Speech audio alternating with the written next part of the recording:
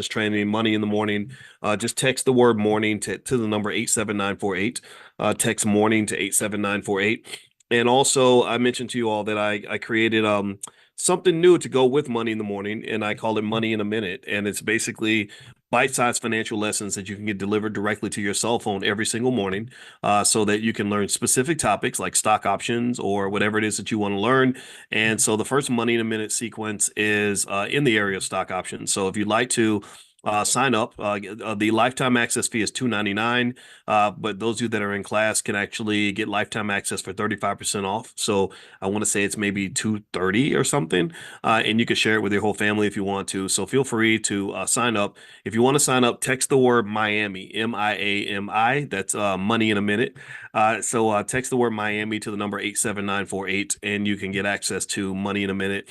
And so what will happen is within 24 hours, you will start getting messages delivered to you that have 90-second videos that will give you some new concept within the area of stock options that you can watch each day that will make you stronger in that area. So feel free to take a look at that. All right. So anyway, I hope everybody's doing well. Let me know how your stock portfolios are doing. I hope that you're making an insane amount of money. I want you to be filthy, filthy rich. And what I'm going to do is I'm going to sort of break down what I'm seeing in the market, what I'm doing with my own portfolio. And also, as we go along, I'll let you know about a stock that I plan to purchase that I'm just going to add to my portfolio that you can consider or take a look at if that is of interest to you. All right, so let's see who's in here. Give me a second here. I got all these screens up. I see you, Angela McKinney. Good morning, ma'am. And let's see who else is in here. I see. Let me hit the chat button so I can see everybody that's here. Elaine Johnson. Let's see. James Keller. Good morning, James from Philadelphia. Natasha, I love your beginners training to investing. It was so helpful, and I'm sharing it with family and friends. Yeah, absolutely. We did. I don't know if you're referring to the training we did on how to invest in the stock market. But everything, is each one teach one in the Black Business School. We do our financial education like soul food. This is like financial soul food, except it's healthy and won't kill you or give you diabetes or nothing. And basically, we want you to share it just like you would food, because knowledge is food. There's nothing better I can do for a loved one, I think, than to help them to become financially secure, to avoid all of the problems that we run into when we have to deal with financial stress, financial anxiety.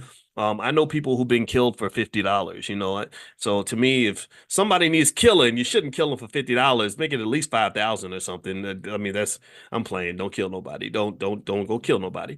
But seriously though, when you when you talk about economic desperation, you can see scenarios where people do desperate things because of money.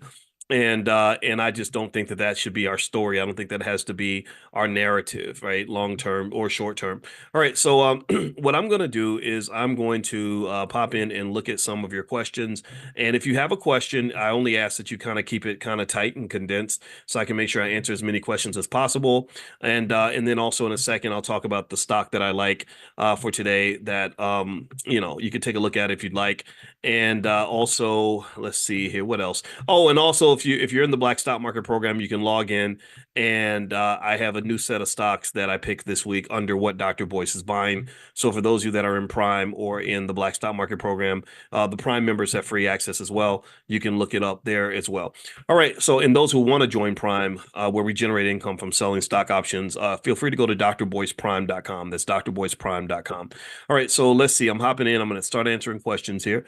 All right. So the first question I see. Oh, there is no first question. Okay.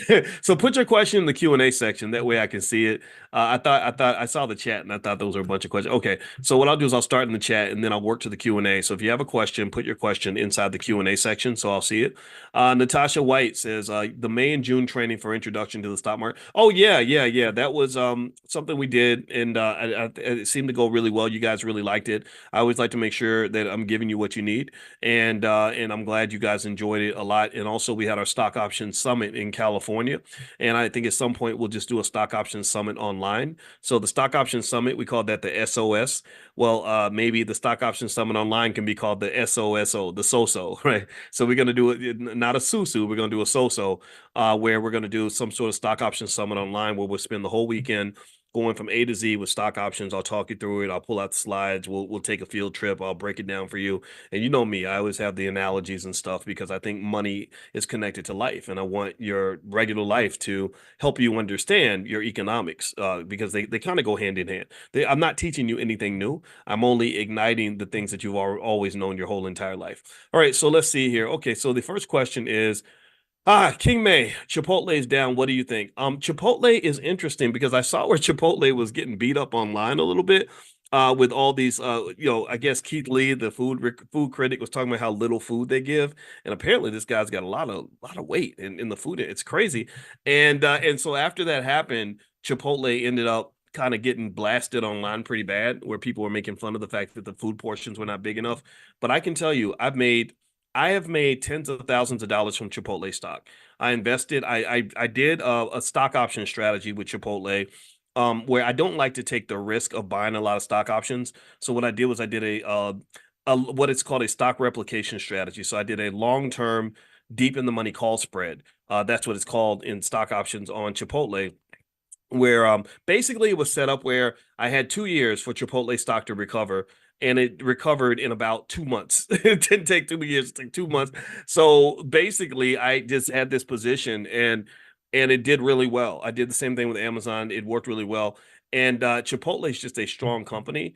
And my belief is that when you invest in strong companies that have strong earnings and strong earnings growth, and you hold those companies for 5 years or more, it's very, very hard to lose. It's very, very hard to lose because these companies are going to survive and do well. Chipotle is one of those companies. So I think Chipotle is a solid investment. Although you can't predict things, I don't think this stink that's kind of on them now is going to last. They're just really good at adapting. They have great management. So do I think that it's a good price to buy? The fair price is 40, according to Robinhood, says Natasha. I don't think that's, let me see, what's the price of Chipotle? Um, Chipotle, Chipotle stock is trading at 61. Um, a lot of analysts really like it. I didn't see anything that says the fair price is $40. I don't think it's $40. I think it's higher than that, but I see that here. I see the research report says, now this is just Morningstar. So one thing you got to remember about analyst reports is that analysts in many cases are just wrong. Nobody really, just so in case you want to know, no one really knows the fair price of a stock. Nobody knows. I sat in the lab with the best financial scientists on the planet, with the best equipment, the best mathematical models at the highest levels, and seen people sit around and try to come up with the fair value of a stock. Nobody really knows exactly what the fair value is, and no one knows what the market is going to pick as the fair value of that stock. For example, Donald Trump's company is pretty worthless. That stock is worth about $1, maybe, if you want to be nice. It's trading right now, probably in the 40s or something. Why? Nobody knows exactly. Can you really explain why human beings, do what they do? Humans be human and humans be human in, right? So basically, we just the market just picks the value that it wants. What tends to happen though is that when the economy starts to crash or the market starts to collapse, you see stocks tend to gravitate back to their fair market value and the cream rises to the top. That's when you begin to scrutinize. The market becomes much more financially conscious. It's almost like at a party when everybody's drinking and getting high. Nobody's really paying attention to what's going on. Everybody's doing whatever they want to do. But after the party, when the police have arrived and the drugs have worn off, everyone's suddenly extremely aware of every little detail of their lives. And that's what a market crash, that's the visual I get when I see a stock market crash. The market becomes sober. So right now, with the market doing so well, the market's a little financially drunk. There are some stocks in there that are a little overpriced. The AI stocks are at the biggest risk of overpricing, although nobody knows for sure because everyone knows that AI is going to be this big, gigantic economic boom. That's no secret. That's no secret. Everyone knows AI is going to be a massive. What you don't know is you don't know who the winners are going to be in this new industry. You also don't know exactly how massive it's going to be. You may think it's going to be mega massive, and it may not be mega massive. It may just be massive without the mega, right? Which would be a disappointment, which could lead to a correction, which feels like a crash. So effectively, you just don't know. So a lot of market growth has been collapsed into these magnificent seven stocks, the big tech stocks, the Nvidias, Apples, Microsoft, stuff like that. And there is a school of thought that says that it's at some point it's going to have to spread out. But then again, there's another school of thought that says maybe they really have the juice like that. Maybe their juice is that strong that they're going to just maintain this sort of market power for a long time. I doubt it. So to basically summarize with Chipotle. I'm looking at the report here on it. I'm a big fan of Chipotle. I'm sorry. I think the company has great management. They're run very well. The stock, it looks like it's gone down 5% this week, 1.3% this month. But year to date, it's up 34, 35%. In my view, if I wanted to approach a Chipotle, I would look at it as, okay, I like this company. That means I'm going to go ahead and marry this stock. And marrying the stock might mean I'm going to dollar cost average my way into this stock, which means that I'm going to consistently buy a certain number of shares every month or what every week and just keep doing that for the next 5 or 10 years. That means when the stock goes down, I'm buying a little bit more. When it goes up, I'm getting a little bit less. But either way, I'm in bed with Chipotle financially. That's where I'm going to use as my store of value. And remember, when you buy a stock, there are two things you want that stock to do. One is grow, right? You want your money to grow, but growth is not really the primary goal all the time.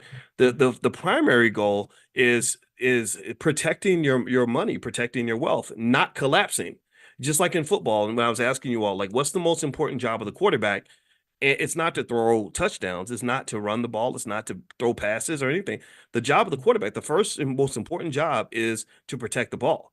If you don't protect the ball, then nothing else matters. So Chipotle isn't just a great company, in my opinion, because of its growth potential. Chipotle is also a great company because I believe that the stock is not going to collapse on you as badly as some other stocks will if the market goes south. If the market goes south, a company like AMC is going to kill you. If the market collapses, a company like DJT, Donald Trump's media company, oh, that's going to make you cry. It's going to break your heart. But Chipotle, it's going to be pretty solid, I think. I mean, it could drop. Don't get me wrong. Any stock can drop, but it's probably going to make a comeback, and it's going to maintain a lot of fundamental value. Like there's a lot of meat on them bones, if you know what I mean. All right, so anyway, enough of that. Let's see here. Is Chipotle a good stock to do cover calls on? I don't think it is, Jonathan. I think there are better companies out there for sure. Errol, do you expect a market correction at some point this year? I really thought that there would be, Errol, and I think that there could be because the market's very fragile. But you know what? They did a study where they basically found that whenever the market does this well the first half of the year, it almost always does well the second half of the year. So the odds are saying that the rest of this year is going to be strong too. But that doesn't mean it won't collapse in 2025 or something. But if it does collapse, here's the problem with waiting for the decline before you make a move. When you sit on the sidelines waiting, what happens is that you're missing all of the upward trajectory that occurs while you're waiting, right? So if let's say that I want to buy a stock and the price is $20, and I say, oh, I think it's gonna go down. I'm gonna wait till it gets cheaper. So then it goes to 22. And you're like, oh, I'm going to keep waiting. 24, you keep waiting. 26, you keep waiting. 28, 29, 30, 34, 35, 40, right? It hits 40, and you're like, I'm gonna keep on waiting because I want this stock to go down. And then then it collapses, right? Then you have like the worst day ever, right? Then the stock drops from 40 to 33, right? That's a massive drop. But 33 is still higher than the 20 you could have bought it at 2 years ago. Do you understand what I'm saying? Yeah, you had a little bit of a win if you're not financially conscious. You have a recency effect. You think, oh, well, it went down from 40 to 33, so this stock is cheap now. But what you've forgotten is that stock also went from 20 up to 40, then down to 33. So you missed that whole climb. It's like relationships. You know what people, they have a breakup and they say, I'm never gonna date again. I'm gonna stay in my house and never date a man, date a woman, whatever, for the rest of my life. And then someone comes along and says, well, it's better to have loved and to have lost than it is to have never than to never have loved at all. I said it wrong, but you get the point, right? Well, what does that mean to me? What that means to me is like it's better to have invested in the stock and lost a little money than to have not invested at all or to have waited until the crash. If you wait until the crash, you're sure you're getting the stock cheaper, and you miss the overpricing of it, but you also miss the climb.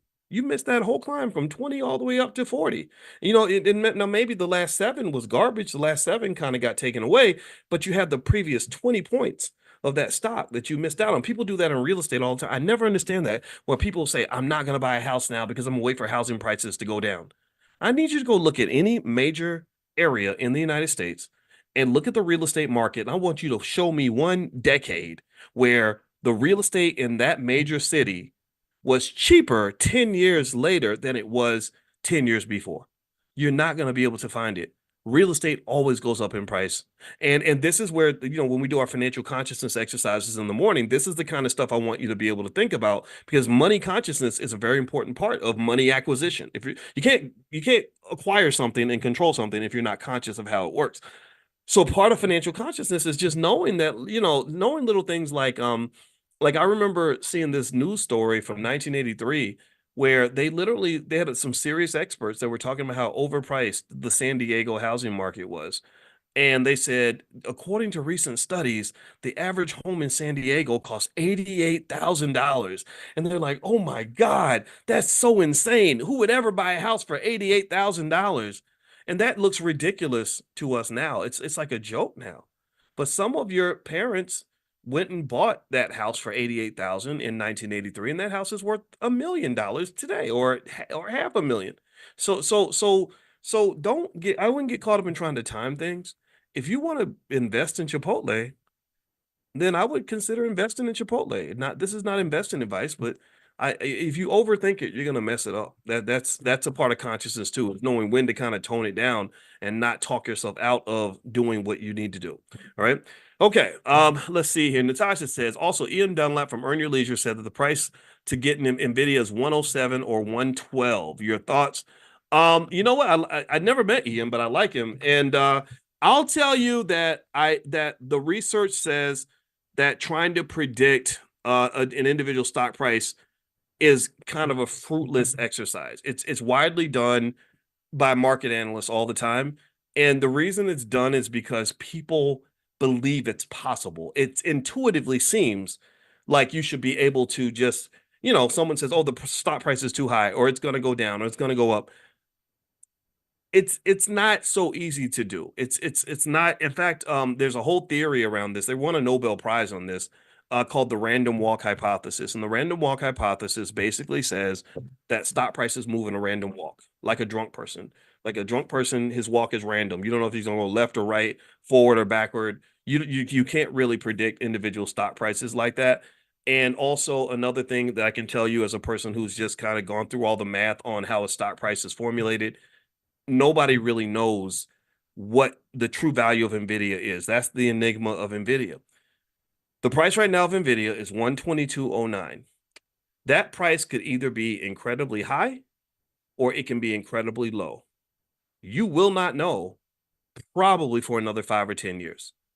Just like right now in 2024, we could look at prices in 2016. We could look at Apple and we could say, holy crap, in 2016, what was Apple trading in 2016? Let me see here. Apple, let's look up the history of Apple stock. Let's go on a little digital field trip here.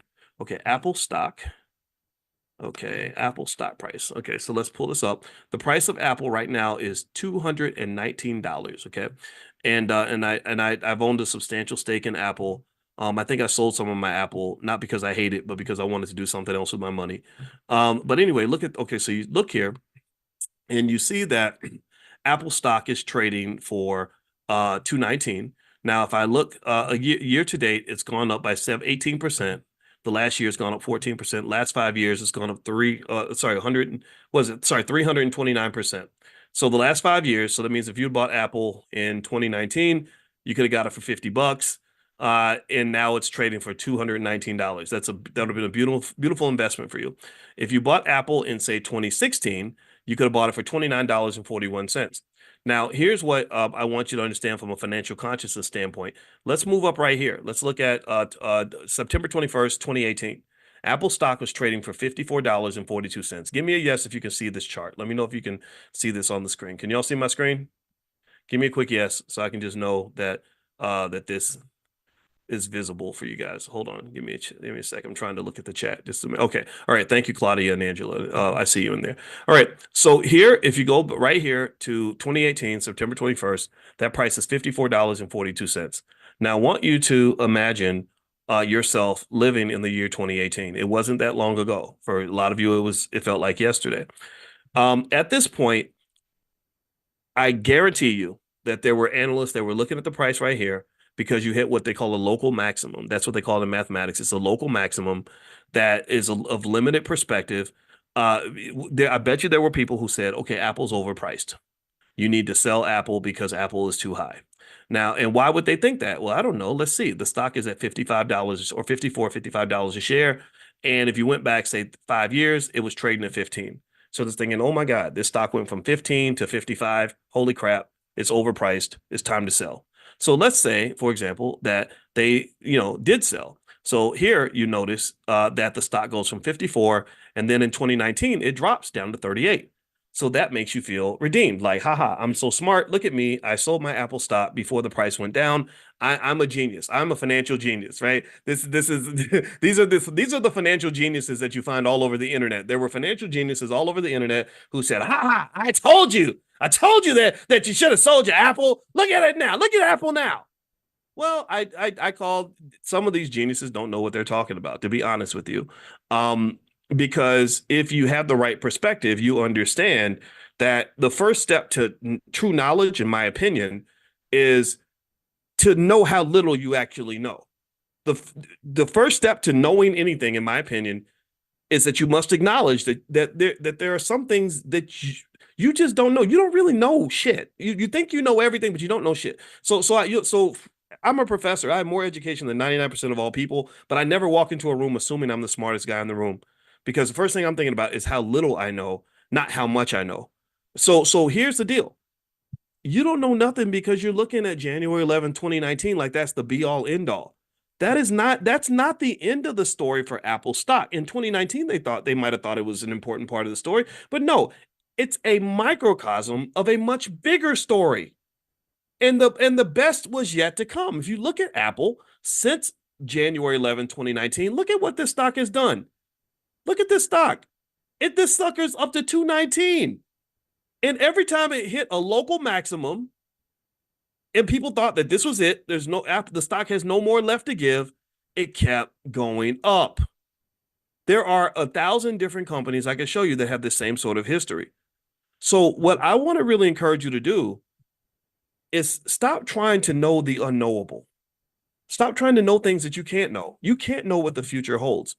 Let me just tell you, the biggest factors that impact stock prices are things like information, time, risk, various factors like that.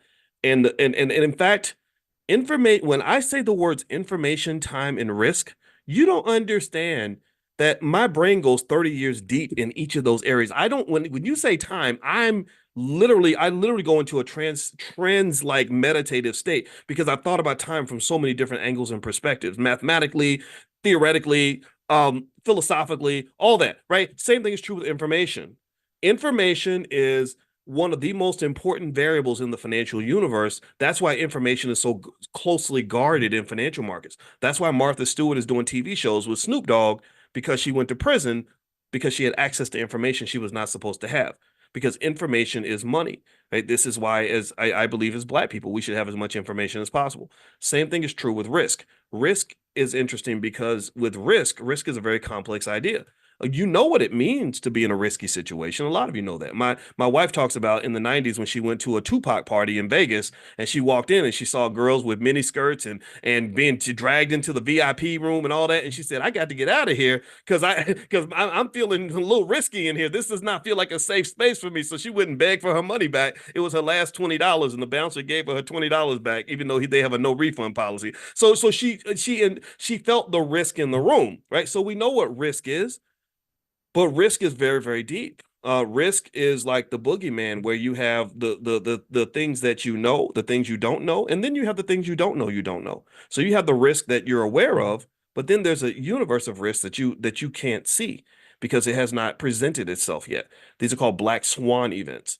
So the risk that I see in the stock market right now are the numerous infinite number of black swan events that might present themselves and suddenly become the thing to think about when it comes to stock prices. Like, for example, how many of you really thought that 2020 and 2021 would be dominated by a pandemic that would pretty much shut everything down economically? None of us thought about that in 2019, 2018. That wasn't even in our consciousness, but that was a risk factor that was always there. And just because you don't see it there doesn't mean it's not there. But also, here's the other crazy thing about risk is that just because you see it doesn't mean it's actually there. Like, we watch the local news. My mother-in-law watches the local news and she thinks that everybody's getting killed. Why? Well, because she turned on the TV and there's always somebody dying. So she thinks that she walks on the porch, something bad could happen to her. But we know that that's not the case. But here's the thing.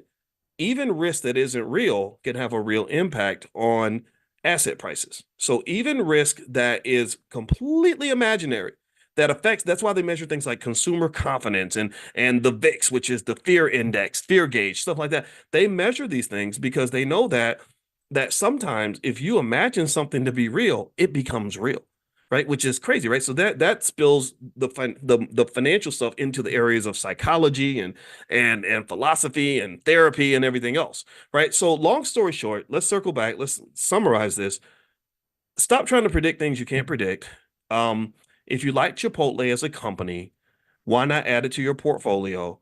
It's better than spending your money at the mall. That's how I kind of look at it. Even if the stock does not do great, you made the best decision you could based on the information you had at the time.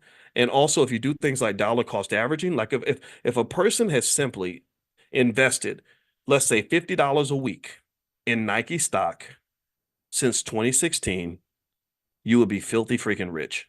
That's it. Very basic. So market timing and predicting, it's more like a sport. It's not really something that has to be done for you to actually build wealth. So I hope that drawn out discussion was beneficial to you. And actually, let me give you guys the stock that I'm going to buy right now in case you're interested. It's actually a renewable energy stock called Next Era Energy, and the ticker symbol is NEE. Nancy, Erica, and it's priced at $70 per share. And Next Era Energy engages in the provision of renewable energy, operates through the following segments: FPL and NEER. The FPL segment involves the generation, transmission, distribution, and sale of electric energy in Florida. The NEER segment produces electricity from clean and renewable sources, including wind and solar. The company was founded in 1925 and headquartered in Juno Beach, Florida. And this is a stock that I'm going to purchase. So feel free to take a look at it. Again, not investment advice. The bulls are saying that this company's management, the management's long runway of capital investment opportunities support our expectation that annual earnings growth can reach the top half of management's 6 to 8% target through 2027. The company has benefited from renewable energy federal tax credits, but state renewable portfolio standards, corporate purchases, and attractive economics are also supporting renewable energy investments. So NEE is, according to bulls, they believe that this is a good investment.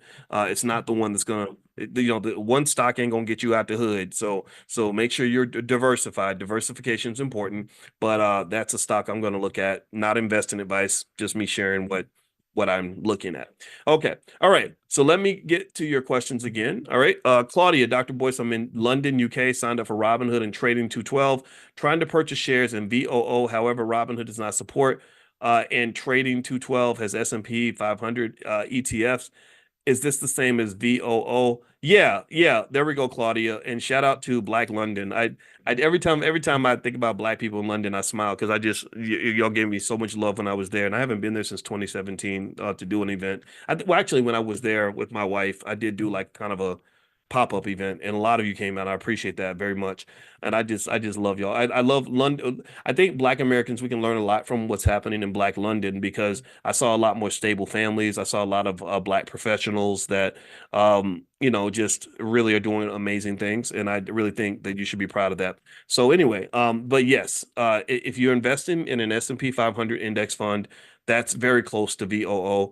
The $5 a day plan, which is, again, that's free. Blackwealthmasterplan.com is where you can go. Blackwealthmasterplan.com. It's very, very simple. And literally, if a person simply bought SPY or VOO and did that consistently and didn't sell the asset, your family will be rich in less than a generation. And also remember this, that I mentioned to you all, I used to talk about investing for your children, and that message resonated with a lot of you. I probably said it to 50 million people by now or something, but really I realized that the message could be refined in a way that allows us to be a little more selfish. So even if you're a parent who hates your kids, then this can work for you, because remember, wealth is it's an asset. It's a thing. It's this thing that can be used to achieve certain goals and to meet certain needs, similar to like a car. And so in our household right now, our biggest dilemma is we have two cars, but we got four grown-ups in the house, or two kids who think they're grown, and then me and my wife, we really are grown-ups. And all four grown-ups want to use the two cars. Well, you know what? We share cars. When one of us isn't using the car, the other one is. And wealth is the same way. When you're investing for your children, you're really not just investing for them, you're investing for yourself. But I sat with a couple yesterday. We did a consultation, and it was a young couple. The father was 30. Well, not the father. They don't have kids yet, but the man was 33. His wife was 29. And I just, had so much fun talking to them about, the next 20 years, because I was 33 20 years ago, and I was just sharing everything I could share with him about that. And I said, you're gonna have kids, right? And they said, yeah. I said, okay. So yeah, so when you're investing now, you're investing for your kids, and time is your greatest asset. So the sooner you get started, the sooner you can build that wealth. If you give me enough time, I can make anybody into a millionaire. It's very easy to make anyone into a millionaire if they have time and consistency. Just like it's no different. It literally mathematically is no different from walking from one side of the city to the other. If you have enough time, it doesn't even matter if you're walking really slow. If you give yourself enough time, there is a certain amount of time that if you keep walking and you walk consistently in the right direction, you will have an accumulation where will have covered any distance that you can imagine. So you give me any distance, any rate of progress, and even the slowest walker on the planet, you give me enough time, I can get them to any destination. So think of wealth as a destination. If you think of wealth as, I don't know, I want to have $1 million in the bank. That's your destination. Well, if you give yourself enough time and you're very consistent in the accumulation process, then you will eventually reach that $1 million mark. So don't let anybody make you think that wealth is elusive, or that wealth only comes to the rich or whatever. They got rich because somebody made a plan and somebody executed the plan. Somebody got to the destination. And then once you accumulate that wealth, you're able to give that to the kids after you finish using it. So I told them, I said, look, this is your money. You're making the investments for you, but then your children are a part of you. So whatever benefits you is going to benefit them. On the negative side, whatever harms you is going to harm them. If you're not healed and fixed and you're doing terrible things to yourself, then chances are you're going to be doing terrible things to your children. If you're making bad choices, then those bad choices will curse your children. So make the good choices, and then you can bless the kids, and they can have this wonderful life, and then their kids will have a wonderful life. And that's how wealth kind of gets created. Another reason that people don't build wealth tends to be either they don't believe they can do it, because everyone tell the propaganda is that it's impossible unless you were born rich. They don't, or maybe that no one ever incorporates or instills either the discipline or the requirement that they build wealth. So, for example, it's very easy to build wealth. It would be really easy for me to build wealth for anybody in here if I was able to force you to do what I told you to do, right? Not that I would want to do that. I don't want to be a dictator, but if I had that power, to use it in a good way, I would force you. I would say, no, we're going to take 10% of your check and we're going to put this in the stock or your stock portfolio every week, whether you like it or not. And then you're going to build wealth from that. And that's actually what's already happening to you. You already have bills you're forced to pay. If you don't pay your cell phone bill, they cut your phone off. You don't pay your car note, they come and take your car. If you don't pay your rent, then you have no place to live. So you already have forced savings in your life. The only difference, unfortunately, is that forced accumulation is going to the benefit of other people. It's not going to your benefit.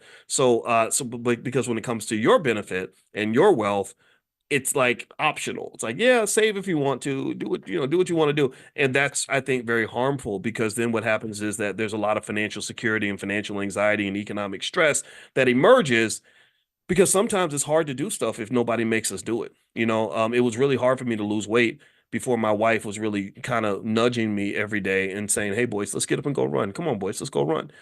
Before when I made the decision, I never did it, and that's why I kept getting fat. All right, so let me keep reading here. How can I give my 14-year-old grandson Chipotle stock? Zakia, I would buy it for myself, and then maybe you can tell your son that you're getting it for him, or and then when he gets old enough, let him get an investment account, and maybe you can buy him some shares through the account. I think that's the easiest approach. I mean, you can gift people stock and actually buy the stock certificate. I got to find a website. There used to be a website. I think it was called Gift a Stock or something, but I think it went out of business. But you could actually buy a stock certificate and have that given to somebody in your family. And if you want to do that, and there's nothing wrong with that, it's good maybe for illustrative purposes or to symbolic effect, things like that. But really, if your goal is just to make sure he has the benefit of owning the stock, I would just buy it for yourself and then just let him know I'm putting something aside that's going to be for you. But I would not I don't believe in giving kids a whole bunch of money. I think we've talked about that. I think the kids, unfortunately, they don't have the economic consciousness or the maturity nor the appreciation for how hard you had to work for that money. And if you ever want your money to disappear, just give it all to a kid. Um, do you have other energy ETFs like URA? Yes, I do, not Natika. I have URA, uranium. It's a uranium stock. Uranium is supposed to be in short supply. Most estimates, most experts predict that uranium is going to be a high demand asset in the near future. Sherelle, what do you think about the latest news regarding Maxion Technologies? I don't know anything about Maxion. Um, Maxion, Maxeon. I don't know the company. I haven't followed um the news, but let me see. Okay, so Maxion Solar. Oof, Lord Jesus. Ooh, Lord. Oh my goodness. Oh, oh Lord. Oh, oof. Oh, oh. I don't like what I'm seeing with this company. Maybe this could be kind of a long shot bet, like betting on that horse that has 80 to 1 odds or something and it may hit, but there's nothing about this company that tells me this is a healthy company. The stock has dropped in the last 5 years, the stock has dropped 99.44% in the last year. In fact, the last year it's dropped 99%. Whatever that is, and I can see they're losing money hand over fist. So they're probably struggling for cash. I know that they're suffering major net losses. There's no indication recently that things are getting better for the company. So this company is probably in danger of bankruptcy. And so if you want it, and then they're based in Singapore and so when you talk about foreign companies that are struggling financially, that's very risky. But then again, the stock's 18 cents. So if you're in a gambling mood, maybe you buy a few shares and just maybe if it goes from 17 cents to actually while I was talking, it went from 18 cents to 17 cents. That's how bad this stock is falling, it looks like. So maybe it goes up to $1 or something and you make a bunch of money, but I wouldn't bet my retirement on that. I wouldn't put a substantial part of my portfolio in it. I would do something stupid like for fun, like maybe buy like 100 shares, which would cost like 17 or $18. I mean, it's better than going to Applebee's or something, right? Because you never know. Maybe the stock will go up. So let's see. Let's do it together. I'm gonna buy 200 shares of Maxion Technologies. It's gonna cost me $35.88. So let's see how the investment goes. So if you guys want to ask me in class one day, how did your Maxion investment go? I can tell you. Now I am a shareholder. I now officially own a percentage of Maxion Technologies, but I did not buy that stock because I think it's a great company. I just bought it just for fun because sometimes even bad companies have stock price increases, or maybe they get a buyer, or maybe somebody comes along and gives them the funding they need to survive. That can move the stock price up. But this one's on life support for sure. All right, so let's see here. Sean, can you take a look at Gush for me? I've had three and a half years. This made me a lot of money. Would you call this stock? The premium looks good. Also feels one to be married to even if I'm not making contracts. Okay, Gush. Let's look at Gush here. Okay. That's the Direxion Daily S&P Oil and Gas. Okay, so it looks like it's okay, it provides 2x daily exposure to an equal weighted index of the largest oil and gas exploration and production companies. Okay, so maybe who knows? Maybe a stock like this is good to own if you think that there's going to be tension in the Middle East or something. It looks like it's done well in the last year. It's gone about 18%. Not much. I don't think. I think it's. I don't know if it's kept up with the market though. I don't know what the market's done exactly this year, or maybe it's right at the market. When I look at the options on the stock, yeah, I mean it's not terrible for selling options. I mean, I don't hate you for it. I mean, it just means that your preference with this asset is you like a little leverage, a little extra risk. Some people like that. Some people have a high risk tolerance or risk appetite. It's like spicy food. This is a spicy stock. So, yeah, I mean, why not? It looks like it's fun to kind of mess around with. It could be considered possibly a good long-term investment, but you got to be careful. Actually, scratch that. This stock has actually gone, it says it's gone down 95% in the last 5 years, which is kind of alarming. I don't know what the story is behind all that, but I wouldn't fault you if you enjoyed owning the asset. Remember that when they have a company like this, if I say to you, like, I think that this is a bad stock, that does not mean it's a bad investment for everybody. Because think about this stock has trading volume of 387,000 shares yesterday, I believe, which, and let's see, I don't know how many outstanding shares their average volume is 491,000. So that means that there are hundreds of thousands of people who think this is a perfectly fine investment. So don't think that because I personally say, oh no, I wouldn't mess with that, that means that it's a stock no one would mess with. It's like dating. When somebody says, I don't like that guy or I don't like that girl, it doesn't mean nobody wants them. It just means that person, it doesn't see that person as a good fit. So that's the same way with stock. So if you like it, then yeah, I think there's a lot of fun you could have with that stock. 100%. Okay, so let's keep going. Next question. Let's see. Marianne says first grandbaby is the 529 the best option. I think 529 plans are great for children, grandchildren, all that stuff. A lot of y'all are grandparents. I'm a grandparent. I can't believe it's kind of weird, right? But I take pride in it, and it's exciting to know that you have the ability to shape their lives into whatever you want it to be. You've got 50, 60 year head start on them, and their lives are just getting started. You know what's down the pike for them, if nobody prepares for them. And so I think that the ultimate sign of love is to, use some of those assets and start planting those seeds for them. If I have a 3-year-old grandchild, which I actually do, I know that I've got about 22 years or so before he really needs money and he's in a financially conscious situation. In 22 years, I can take a small amount of money and turn it into a very large amount of money. It's very easy to do. In the $5 day plan, I was explaining that if you invested simply $5 a day in the S&P 500 and you give yourself 20 years for the money to grow, that kid's going to have over $100,000. And I can tell you what, $100,000, 20 years, 25 years from now won't be what $100,000 is now, but he'll appreciate that money. That money will still matter for him. And if 100,000 ain't enough, that's fine. Just do $10 a day. Then it goes to 200,000. Or maybe you do $20, maybe, or sorry, yeah, $20 a day, which makes it into 400,000. I bet $400,000 will be a lot of money in the year 2045. And the thing about it is, what's really sad is that there are millions of kids where nobody's doing that for them. Nobody's nobody's even thinking about the future because people can't think about the future. People are not very conscious. They're not imagining what life will be like in 2040 and 2050. I think about that all the time. I always do. And a lot of people just don't think about it. And then it gets here and then your kids are in the mud just like you were. They're struggling financially. They're all stressed out. It's only going to get worse. Inflation ain't never going away. Inflation does benefit the elite and it benefits those who own assets. That's why they'll never stop inflation because with inflation, they use inflation as an indicator of a growing economy.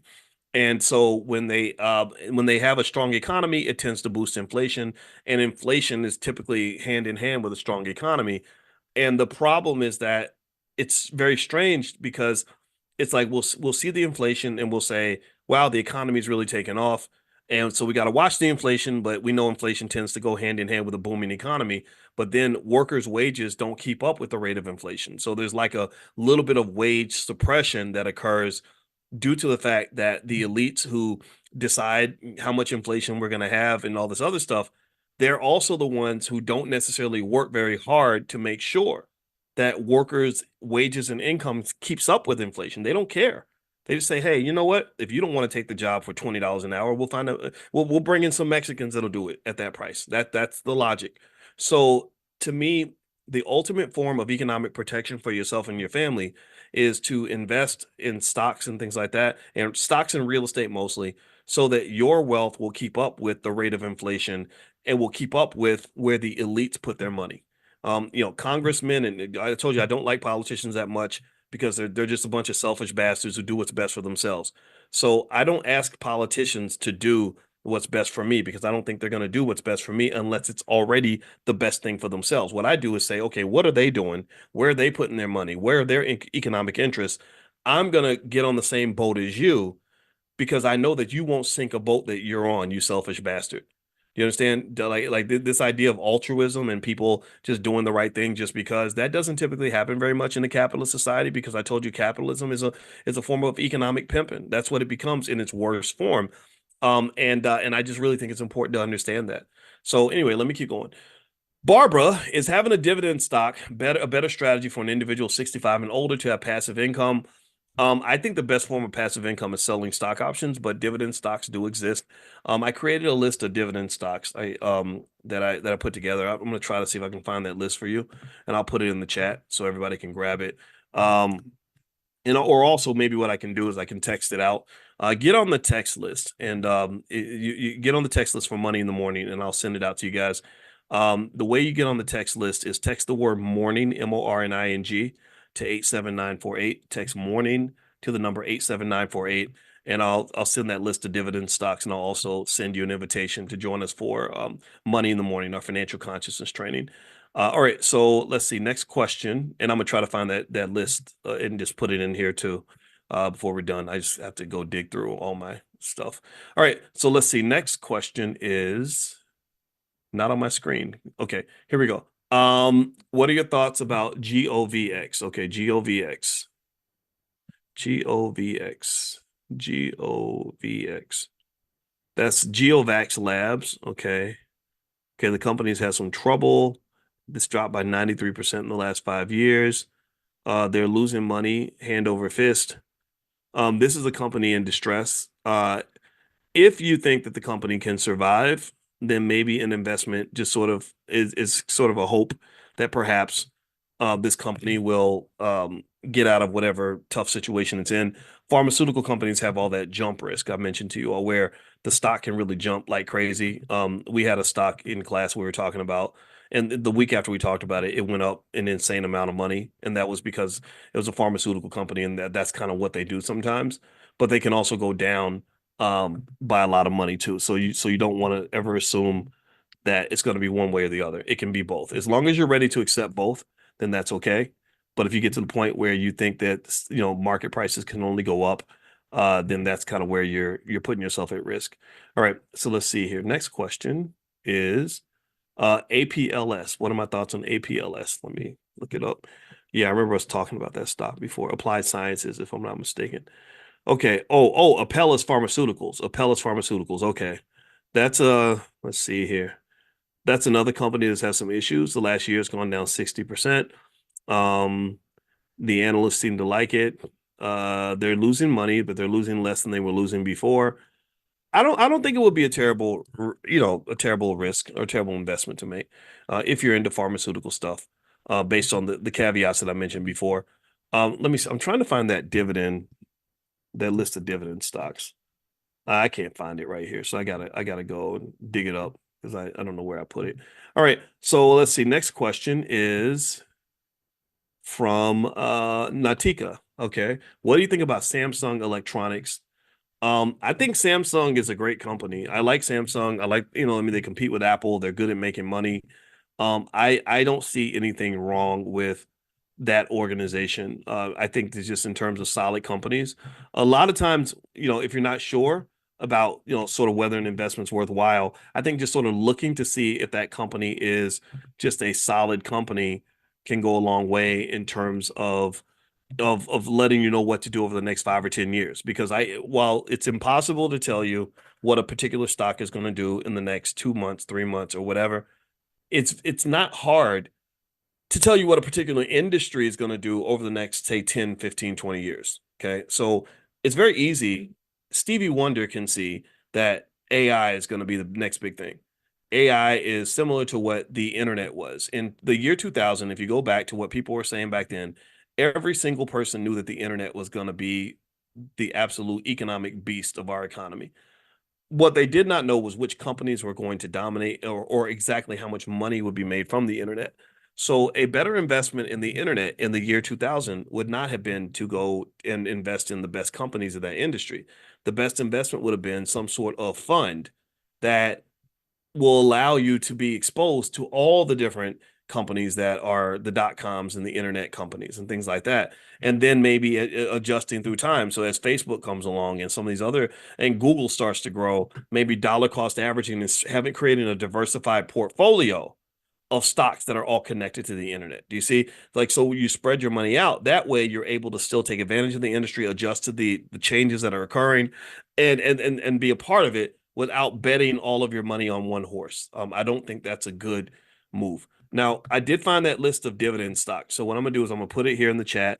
If you guys want to take a look at it, I jokingly called it my list of dividend monsters. So when you get to the page, you're going to literally see a bunch of little monsters, little financial monsters sitting at a table because I'm just goofy like that. In case you don't know, I do have a really goofy side. Like I surprise people sometimes because they come to my YouTube channel and I love to play video games sometimes.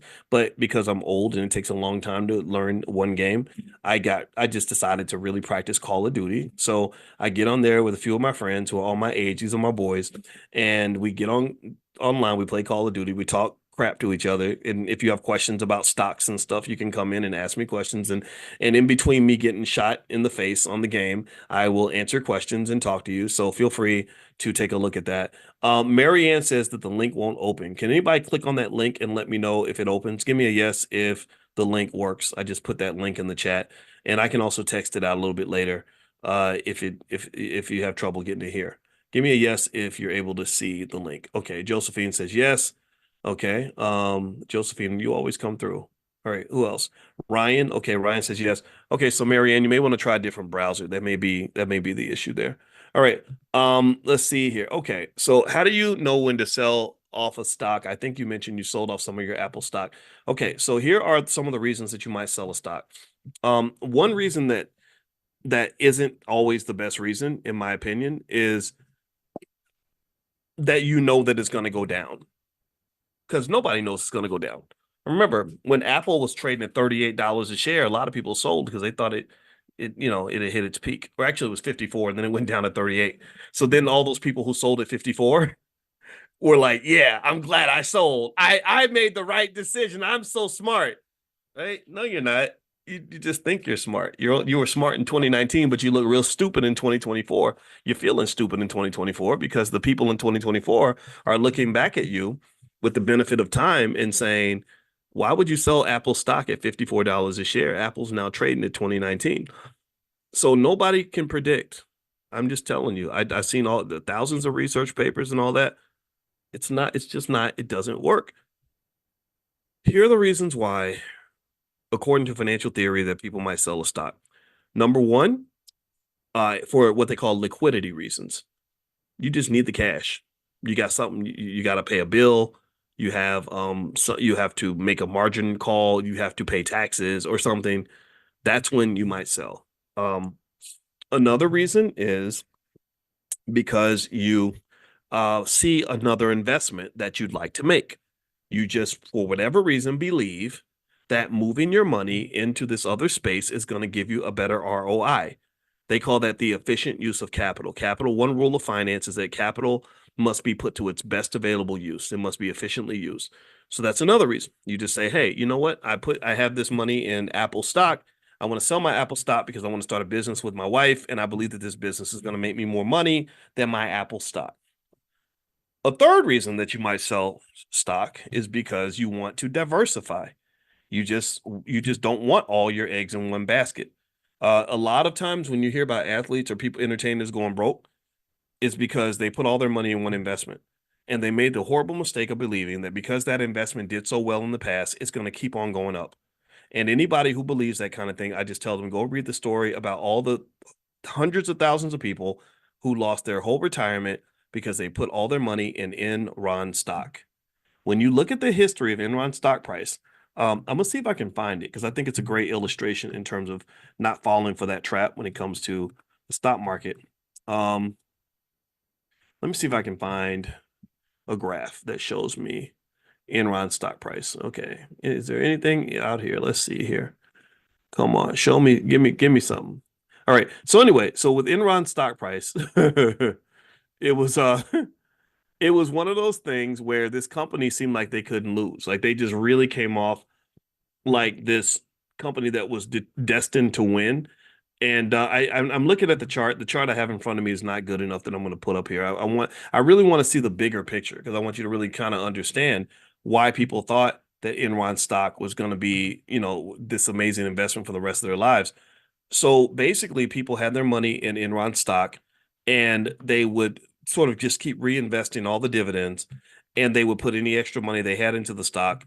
And if you ask them, like, well, why do you keep doing that? They would say, well, because it's a good stock. This company's made me so much money. I'm going to keep investing in the company that's made me money. And what they did not know, they hadn't read the thousands of research papers that say that past performance is not an indicator of future performance. In fact, if you listen to most investment advisor commercials, they will tell you that at the end of the commercial. If you listen to, when they're talking real fast, terms and conditions apply, and past performance is not an indicator of future performance. Blah blah blah. Blah. Stock market investing involves risk. Blah blah. Blah. Right? They do all that because they're legally required to do this. And one of the things they're legally required to let you know is that past performance does not indicate future performance. Why? Well, because everybody thinks that it does. So sometimes you sell because you just want to spread your money out. You had a good run. You bought Nvidia when it was cheap. Congratulations. But that is not a reason to double down and triple down because you're feeling this what they call the momentum effect. It does exist sometimes. I'm not saying it can't happen. I'm just saying that it's not as real as you think. And for as many people that there are who will brag, and get on Twitter and say, "I look at how much money I made," there are just as many people who got economically devastated and they're not telling anybody. You don't announce to the world when you got fried financially because you made a bad move. So diversification reasons might be what every mutual fund manager does is when they have a stock that takes off and just goes to the moon, they immediately start going into protective mode. They immediately start thinking, how do I make sure that this run does not beat me up? So I'm going to take some chips off the table. I'm going to sell some shares so that this stock does not become more than, say, 5 or 6% of my total portfolio. They have rules where they have to keep less than 5% of their assets in any one investment. They can't put all their eggs in one basket. Okay. And then also just spreading out across asset classes is important. So one example was in 2021 when the market was doing really well and I was making all this money and it was great. I immediately got worried and I said, okay, let me take some money out. I took a big chunk of my portfolio out and I went and bought a house. And that's the house in Atlanta I've told you guys about. And I did that because I know real estate is a sturdier, or it's a not sturdier, but it's a solid investment because real estate is very real. It's tangible. It tends to maintain its value a little bit better. And also, I didn't know what was going to happen with the stock market, and it just turned out that the market pretty much did. It collapsed the next year. 2022, it wasn't a good year, and I was glad I made that move. But did I know exactly what was going to happen? Not really. But it's like sort of when you had a good run you immediately want to think like a quarterback. Okay, I broke away. You ever see a football game where the guy breaks away and he starts running down the field but he's holding the ball out, and so the defensive back chases him down and knocks the ball. And first thing they do when they tackle you in football is they do this. They practice like swipe, knocking the ball out of your hand, and that's because you had a good run, but you didn't think about protecting the ball. So when you start winning when it comes to investing, you have to make sure you protect the ball. And so, for example, I did the stormproof investing training to show you 7 different ways to protect your portfolio. Anybody who wants to take a look at that, feel free to go to stormproofinvesting.com. That's stormproofinvesting.com if you'd like to take a look at that. And it's yours for life. All right, so let's see. Hillcrest Energy. What do I think about Hillcrest Energy? I think energy generally, I think I'm a believer in energy because all the indicators tell me that energy is going to become more scarce. There's going to be more competition for energy acquisition. And now Hillcrest, I don't know much about Hillcrest as a company in particular, but I can tell you what I think. HLRFT.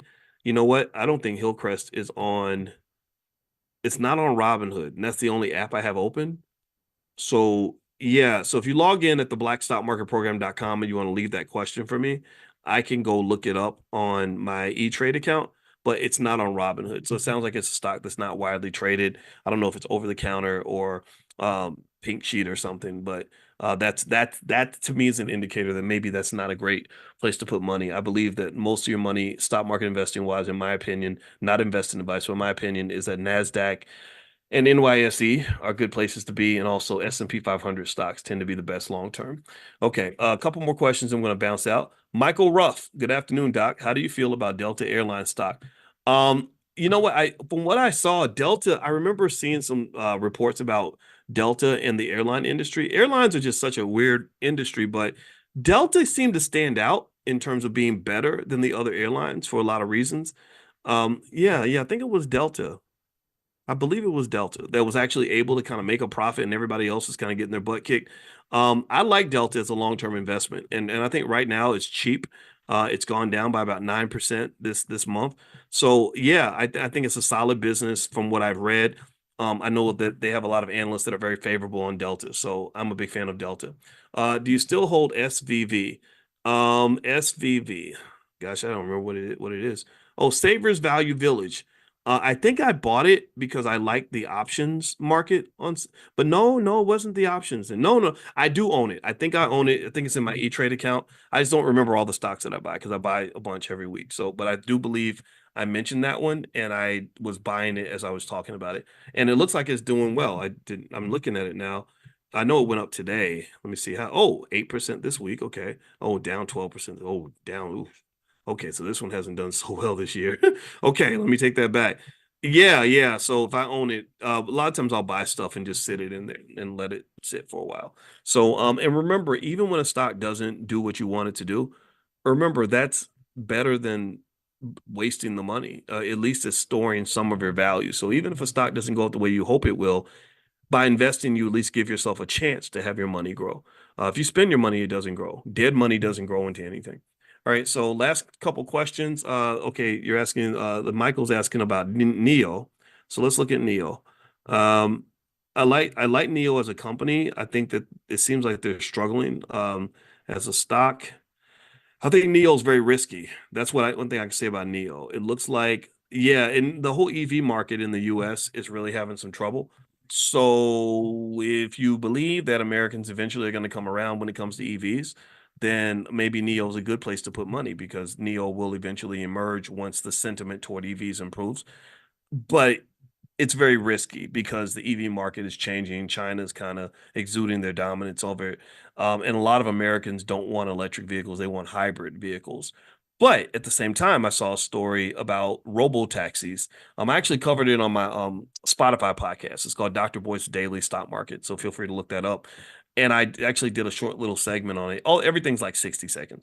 And basically, the robo taxis are in San Francisco and they're being used like regularly. Like you can go to San Francisco and get a robo taxi.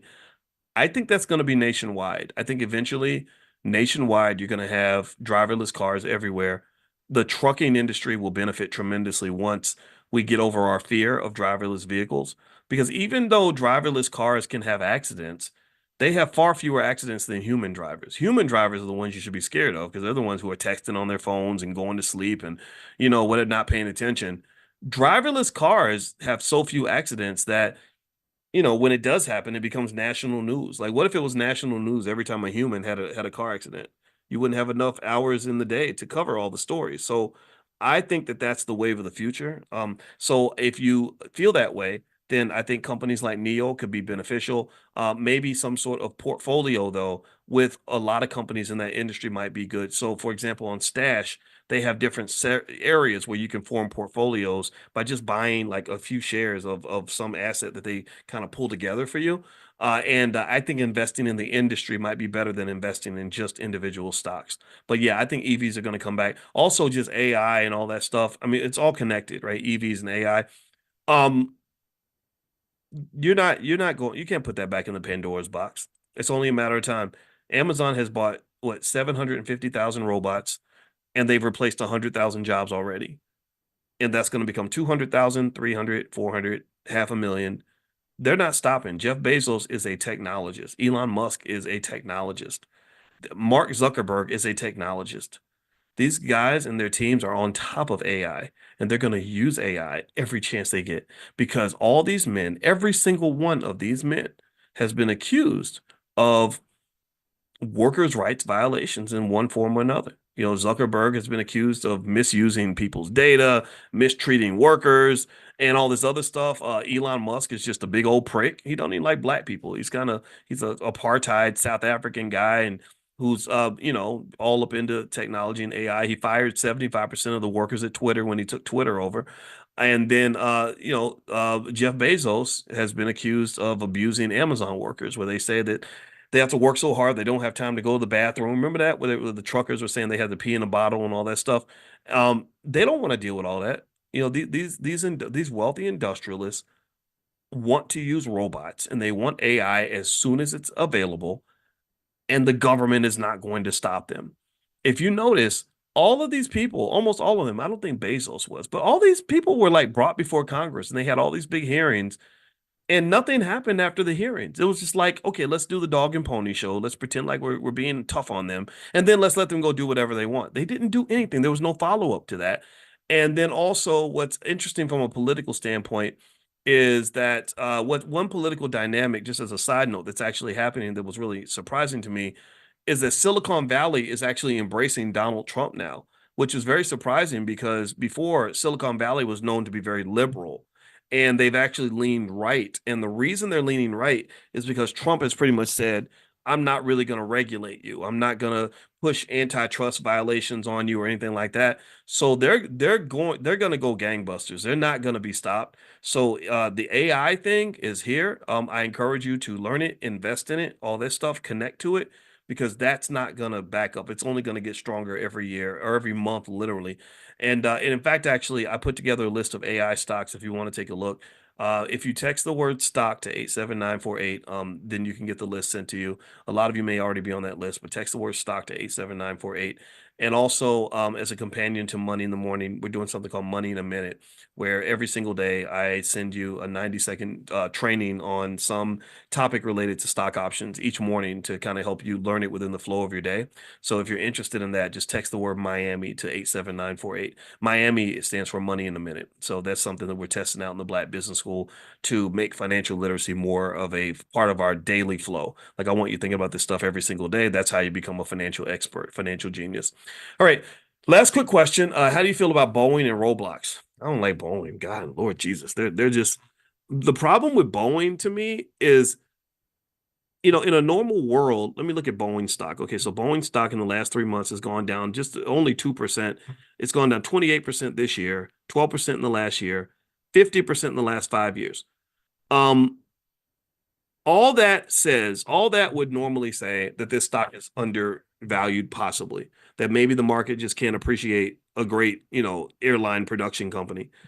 But Roblox, I'm sorry, I got Roblox in front of me. Boeing is so bad that they're almost acting like criminals right now. Like they're literally talking about prosecuting people because they're so bad at what they do. The only thing that's really kept Boeing in business to this point, in my opinion, is that they don't have anybody else that can do some of the jobs that they do. But I literally fear for those astronauts that were on a Boeing rocket ship going to the space station. I said, man, whatever they're doing, their culture is so bad. There's something wrong with Boeing. And so, long story short, I wouldn't touch that company just because what I'm afraid of is not what they've done and what I've seen. What I'm afraid of is all the stuff I haven't seen.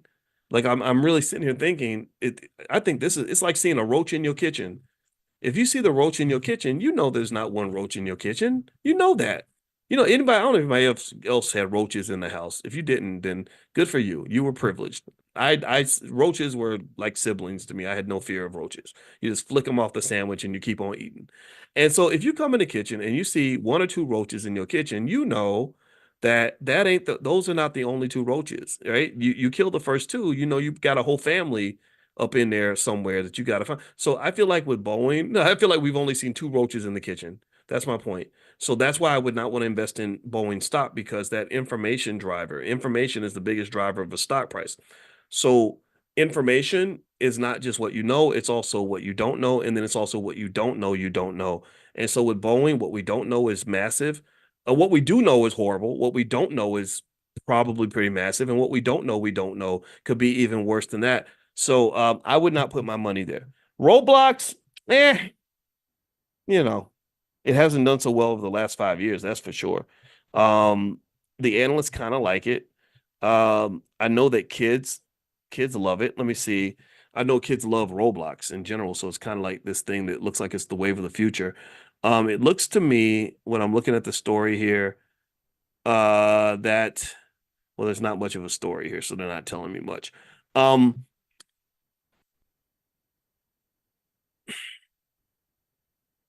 I don't have much of an opinion on Roblox. I wouldn't buy it myself, but I don't see it as something that if there are many places you could put your money, I will say this: there are better places to put it than Roblox. How about that?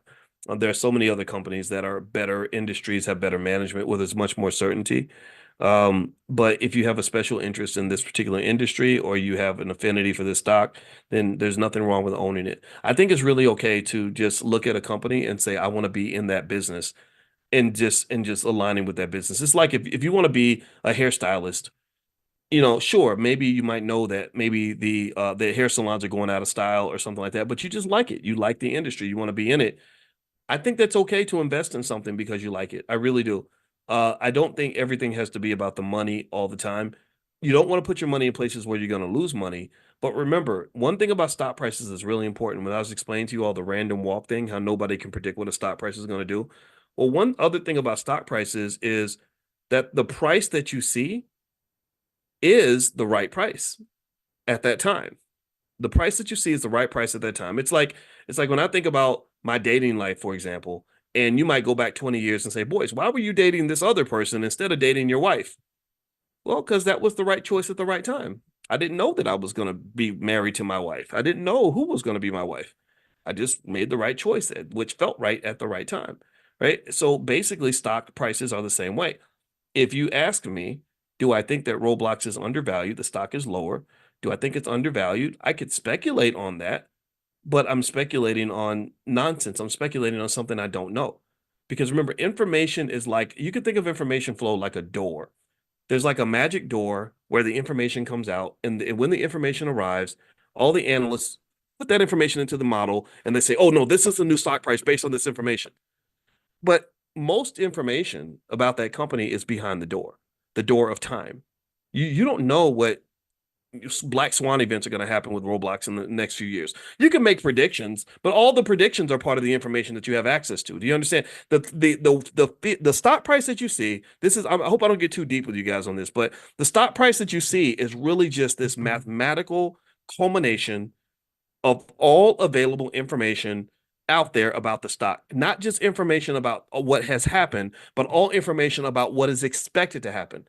They sat in the earnings call. They listened to the CEO. They listened to the projections. They made the speculations based on what the industry is going to do, what little kids are going to want 20 years from now, all these other things, right? They've looked at all these things, and based on all that available information, they come up with this stock price. They call that price discovery. But again, there are some things. There's some my one of my wife's favorite singers, and she's coming to Chicago, and I want to see anybody know Olita Adams. Olita's the best singer ever. I don't know why she's not famous. Everybody at the BET Awards was twerking. They should have had Olita up there. Olita would be better for the black community. And she has this song where she says, "Everything must change," right? And she says, the young become the old, mysteries do unfold. That's the way of time. I can't sing, but Olita can sing it better. But it's a great song. I used to listen to the song over and over again. The most beautiful song I've ever heard. Well, the thing about that is that's how stock prices kind of operate. That mysteries unfold because that's the way of time, right? As time goes by, more mysteries will unfold about what the true price will be, but you will only know the true price after all the events have happened. But based on where we are right now, if you look at the price of Roblox, the price that is there in the market is the best price estimate available based on all information that has been revealed. And as new information gets revealed, you see the price adjust. Like the price of Roblox probably changes every single day. That's because new information is being impounded every day. So when you ask me, do I think the price is going to go up? Do I think it's a good investment? I don't know. All I can say is that based on all available information, the price that you see is the right price. If I tell you what I think, that is merely an opinion of my assessment of where I think things are going to go from here. That's me saying, this is what I think will probably be behind the door, but nobody will really know until somebody actually knows. So that's I know that I don't want to be too philosophical on it, but that's kind of something I want you to understand because I can tell you 99% of the people I see talk about it online, they just get it wrong. But I understand why, because I studied this stuff 30 years. So it's a different kind of perception of how things work. But I want you to just understand that really when it comes to moving forward with your investing, the biggest mistake you can make when it comes to investing in the stock market is when you don't invest at all. If you allow what you don't know and the fear of the unknown to stop you from taking action, then you are making the mistake that has been proven over time to be the wrong decision. So I would say whatever you do, just do something. Wherever you invest, invest in something. Follow the basic rules. Diversify. Start with the S&P 500 companies, the VOOs and the SPYs if you want to be safe, and just be consistent with it. And I guarantee you'll be doing far better financially over time than 99% of your relatives who are too scared to make a move. So just don't be scared. Make a move. Invest. Plant your seeds. Something is going to grow. I can't tell you what it's going to be, but something will grow. One thing I can tell you is that if you don't plant anything, nothing will grow. Do you get what I'm saying? Let me know if you get what I'm saying. Okay. All right. So we're done for today. Thank you guys for hanging out with me. This is fun. We do the portfolio power play every Tuesday. And also, if you want to sign up for Money in a Minute, that's the first Money in a Minute sequence we put together with stock options. So feel free to text the word Miami. That stands for Money in a Minute. Text Miami to 87948. Or you can text Miami to 87948. The new podcast I mentioned on Spotify is Dr. Boyce Daily Stock Market.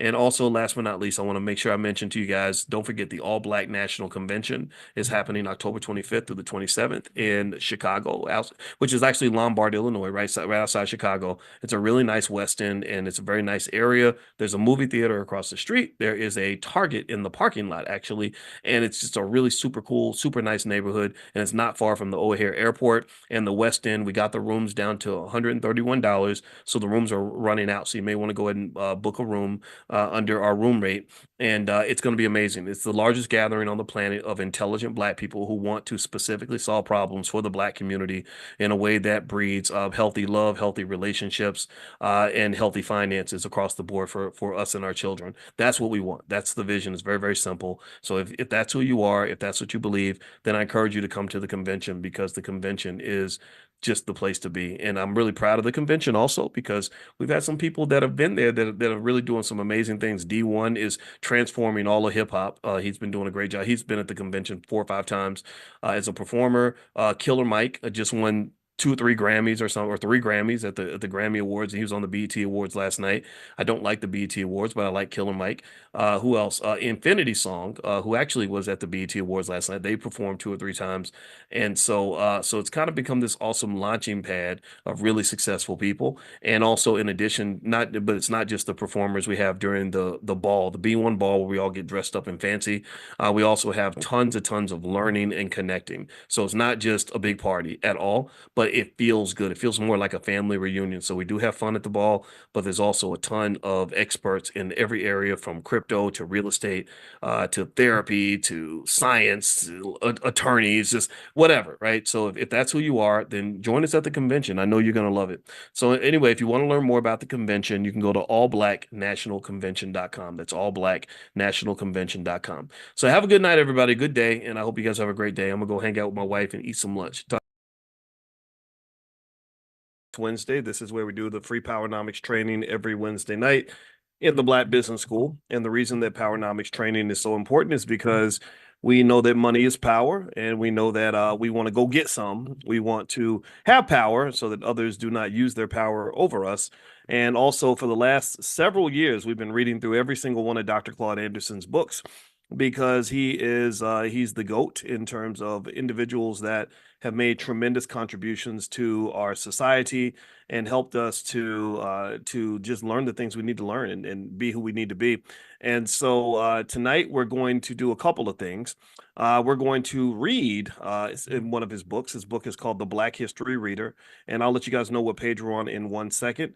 And also, another thing we're going to do is we're going to talk about a little bit of a current event that I just saw that I thought would be worth analyzing, exploring, and breaking down. Because you know what I do? I do the Dr. Boyce Breakdown. In fact, I have a podcast on Spotify called the Dr. Boyce Breakdown, and literally there's stuff up there every single day. So if you have Spotify on your phone, and you support independent Black media, we would love to have your back. We would love to have you subscribe.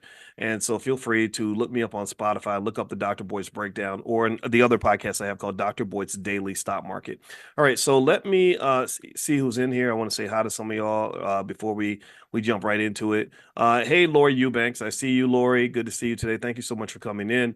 Let's see. I see. I saw Karen. Oh, Kendall and Karen from New York. Good to see you. All right, I love this. Bed-Stuy. Rodney Ward, San Francisco. Let's see.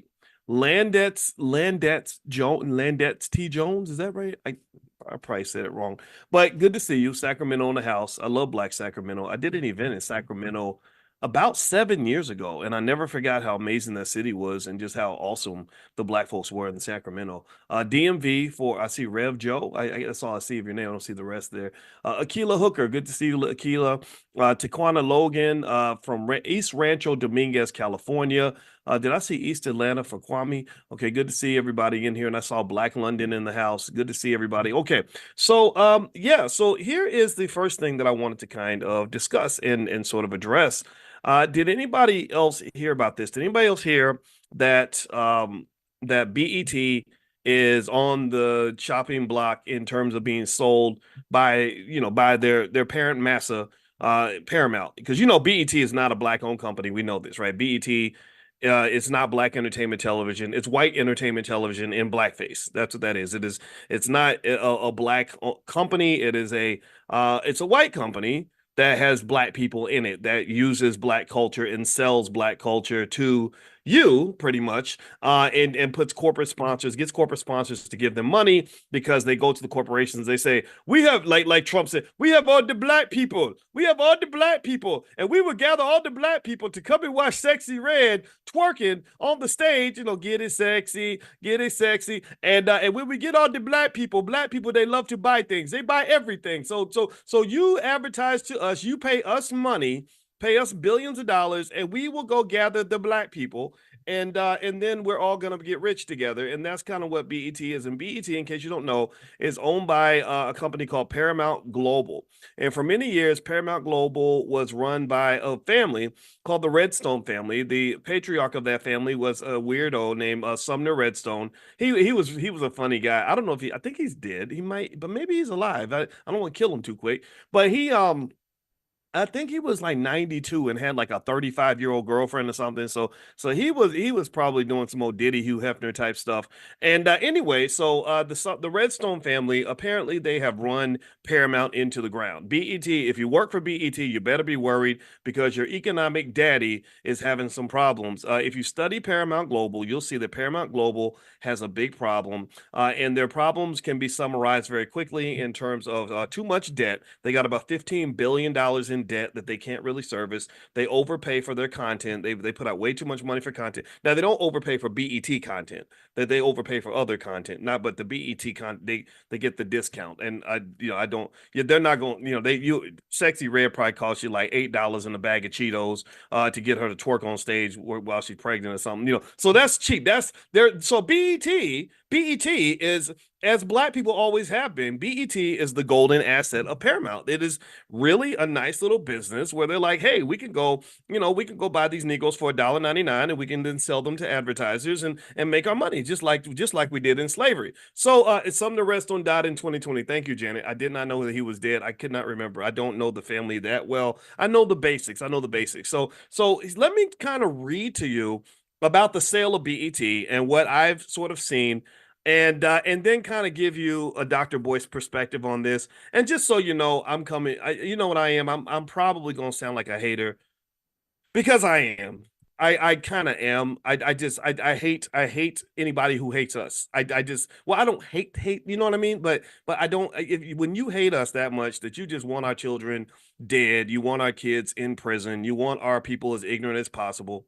You want more broken families. You want to celebrate all the things that harm us. You want to celebrate black people dying young from diabetes and fried chicken. You want to celebrate mental illness. You want to celebrate busted, broken relationships. You want to celebrate economic despair. You want to celebrate poverty. You want to celebrate the lack of education. That's gonna make me a hater. I'm gonna sound like a hater, so I have to be honest with you. I'm really not particularly interested in having a lot of patience with anybody who's probably doing more damage to the black community than the KKK ever could. There is no Klansman. There is no Trump supporter. There's no Democrat or Republican that could ever do as much damage to the black community as BET is probably doing when they celebrate some of the stuff that they celebrate. In fact, if you recall, BET was the network that that really elevated R. Kelly right after he got caught on video with that little girl. If you go back and you look back maybe about 2003, 2002, 2004, something like that, this was way before I was doing any of this. This is way before any of you knew who I was because I was just on the faculty at Syracuse University. No one knew who I was. Nobody cared. I remember I called my wife, Alicia, who's now my wife. She was my friend back then, and I remember calling her and I said, "How in the hell are they putting this Negro on TV?" And making him the keynote performer. They didn't just it was right after. If you recall, go look at the history. It was right after this man, was on this tape with this little girl. I don't know if that was the time he peed on the girl or not. I get them mixed up. There's so many pee stories about R. Kelly. And if you remember, the only network that really stood by him was BET. BET brought him on for an interview after the incident, and that was where he was given an opportunity to do some damage control. And he kept saying, "Just focus on my music, just focus on my music," because that's the goal, right? If we get you to focus on how good my music is, then you're going to forget about all these other things that are going on. And then for the BET Awards, I will never forget. I said, I wonder if they're going to have him perform on the BET Awards because a lot of radio stations had banned his music at the time. Not only did they have him perform on the BET Awards, they gave him the longest set. They like everybody else's performance might have been 3 or 4 minutes. His had to be like 12 or 13 minutes, maybe 15. It was really long and it was a full-fledged music video, all that stuff. Maybe it was 03, 04-ish around that time. And I just remember thinking, Lord Jesus, is that all? So y'all really, that's all y'all really care about is the money, huh? And so this is the history. And I'm sorry, I don't think you can be nice about it. What BET kind of does is I understand what they're seeking to do. They try to balance the crazy and the negative with a little bit of positive to try to say, well, no, we got this and we got that, and I love that. They have Infinity Song who performed at the All Black National Convention several times. They were at the BET Awards this year. I think D1's been invited, stuff like that. So I think that their goal is to say, look, we got a range. But I think I was talking to my wife about it the other day, and I said, okay, so if I gave you 30 gallons of Kool-Aid and it was like the best Kool-Aid you've ever had, but I tell you, oh, by the way, there's about 2 ounces of piss in the Kool-Aid. Like I just put a little drop of urine in the Kool, just a little pee, just a little. It's not a lot. You won't taste it. You won't taste the pee in the Kool-Aid, but because there's 30 gallons of Kool-Aid and just one drop of pee. Is that okay? Like, would y'all drink the Kool-Aid? How many of y'all, yes or no? Would you want to drink the Kool-Aid if it had even just one little drop of pee in it? But it was like the best Kool-Aid you ever had, but it's just one drop, just a little drop of pee in there. What do you think? I don't know. What do y'all think? And I think that's kind of what the point, the argument would be is that, if you think about it, if someone was to make the argument and say, well, no, look at all the good things BET does, that outweighs the bad things. I think that's an interesting conversation because then you can make that same argument about R. Kelly or Bill Cosby or really anybody, any person or entity that's done terrible things.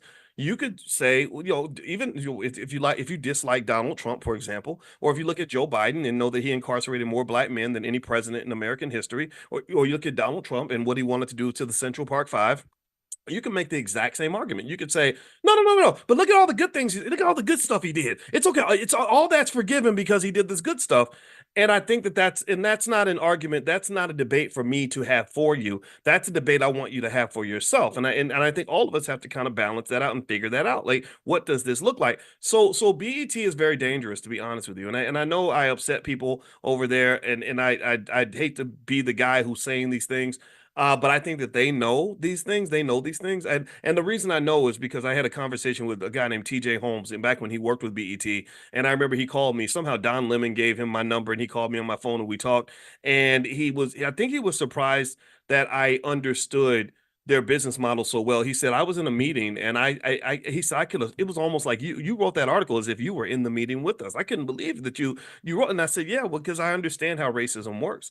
I understand how powerful media is. I understand what capitalism does. I understand when you mix money and media, that can be a formula for oppression. When you mix money and media, so y'all got to understand this. This is an economic lesson. I'm about to dive into this article in a minute, but um, when you have the money, which white people have much more than you, so if you measure your success based on how much money you have, then you're automatically going to be a white supremacist. And the reason is because white people have most of the money. That's like a fish measuring its the quality of the fish by how fast it runs the 100-meter dash. A fish will always be inferior to a panther because panthers run fast and fish do not. Fish, they swim. So what the fish would have to do in order to create a level playing field is stop trying to be a track star. Stop trying to be something that you're not. Stop trying to give your opponent the advantage by competing with their rules and their standards. Do you understand? So stop measuring success, your success, my success, black success by how much money you have or how famous you are, how much you're on TV. Because that's something, if you want to talk about this whole oppression, white supremacy thing, well, they own the TV networks. They own the radio stations. They have the capital bases. They own the banks that fund these institutions. So how the hell are you going to compete with that? How are you? You can't do that. The only way you can really win is you have to change the rules. You have to throw out the whole competition altogether and create something that gives you an advantage. So ultimately, when you mix money and we love money. It's really fascinating to me. In case you're new, my background is I'm a finance guy. I've been teaching finance for a long time. When you really consider how much we love money and how much we worship people just because they made money or just because they're on TV, um, it's really fascinating to me because we don't have that much money to begin with.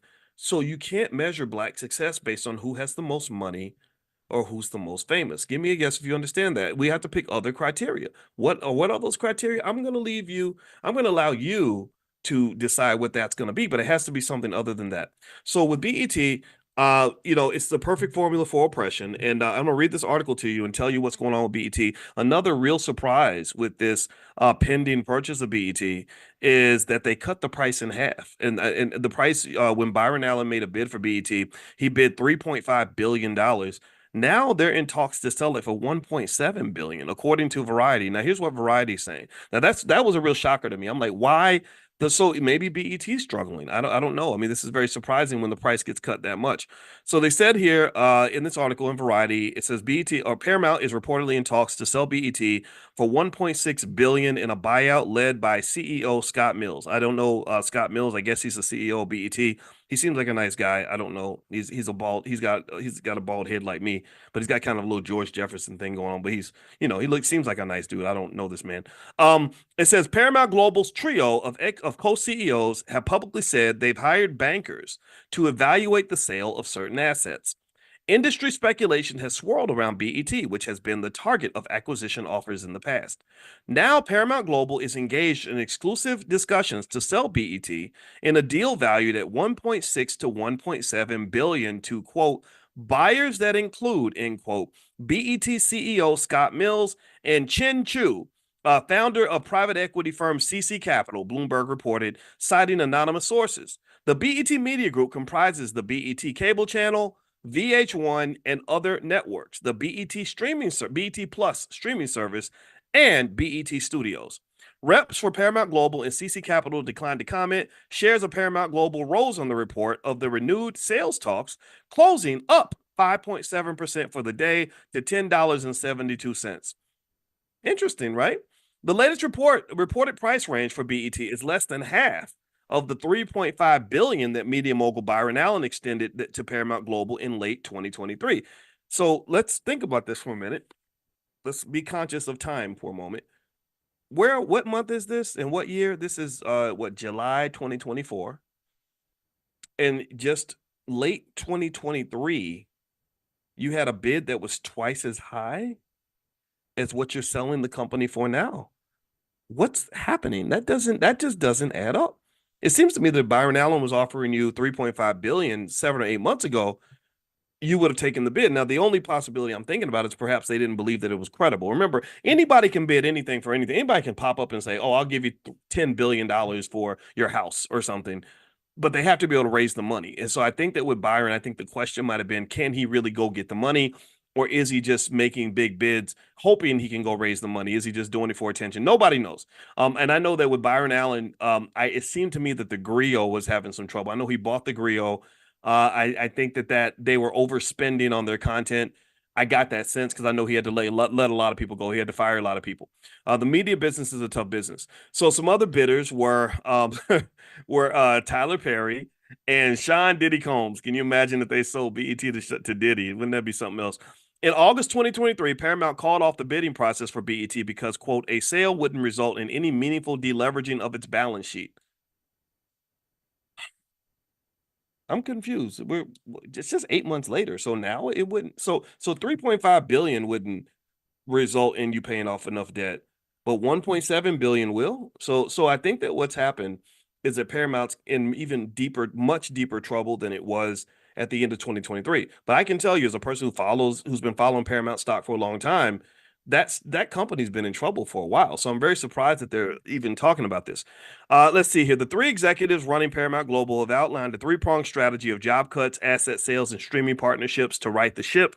The company's going solo for now after controlling shareholder Sherry Redstone, who's the daughter of Sumner Redstone, nixed M&A talks with Skydance Media as those came down to the wire. The leadership trio, George Cheeks, president and CEO of CBS, Chris McCarthy, president and CEO of Showtime, MTV Entertainment Studios and Paramount Media Networks, and Brian Robbins, president and CEO of Paramount Pictures and Nickelodeon, were installed as co-CEOs after Bob Bakish's dismissal. Okay. Another prime asset Paramount Global is expected to shop around is the Paramount Pictures Studio. So basically, okay, here we go. Let me move on to they talk about Chris Mills, the guy that I mentioned. I think his name was Chris Mills, the CEO of BET. I hope I got Scott Mills. I'm sorry, Scott Mills. Um, let's see. They said here, speaking of the June 25th employee town hall, CBS's Cheek said the Paramount's co-CEOs are looking to sell certain Paramount-owned assets. In fact, we've already hired bankers to assist us in this process, blah, blah, blah. Scott Mills has led BET since January 2018, adding CEO to his title in 2021. He first joined BET in 1997 as a senior VP of business development and rose through the ranks over the years to various senior roles. As COO of BET, he led the launch of his Centric channel, and as president of digital media, launched BET Mobile and BET's digital video distribution operations. Okay. So there's more. You can go look up more if you want to. But basically, BET is owned and run by Paramount, as we mentioned earlier, and basically Paramount has too much debt. The traditional media that they built their business on, Sumner Redstone is really good with traditional media and traditional cable.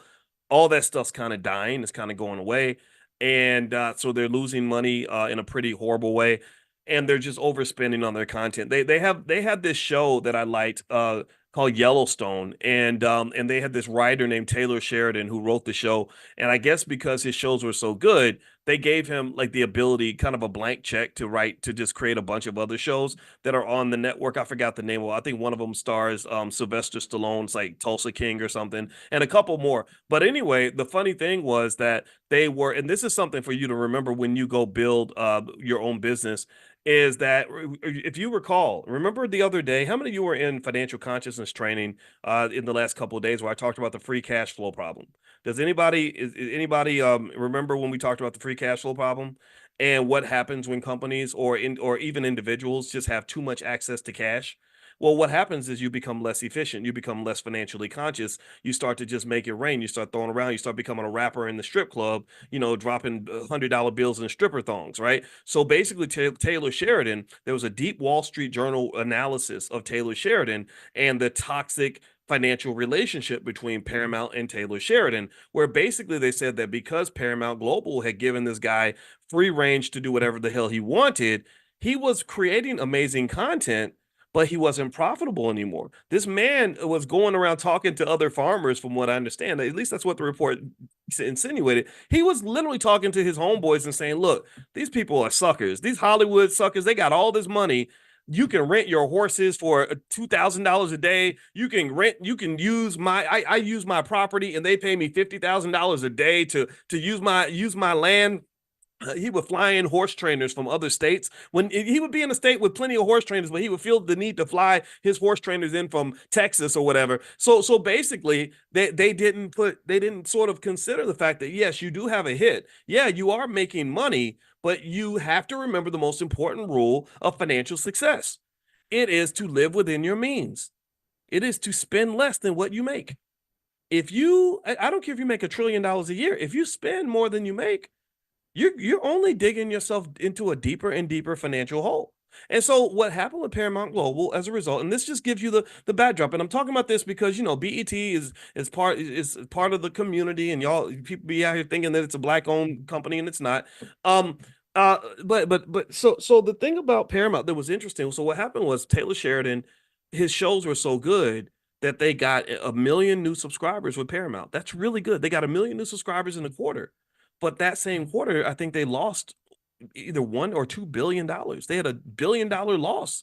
While like literally the greatest period of growth in your company is a massive loss. And so keep that in mind. Be efficient with your money. Be efficient with your income.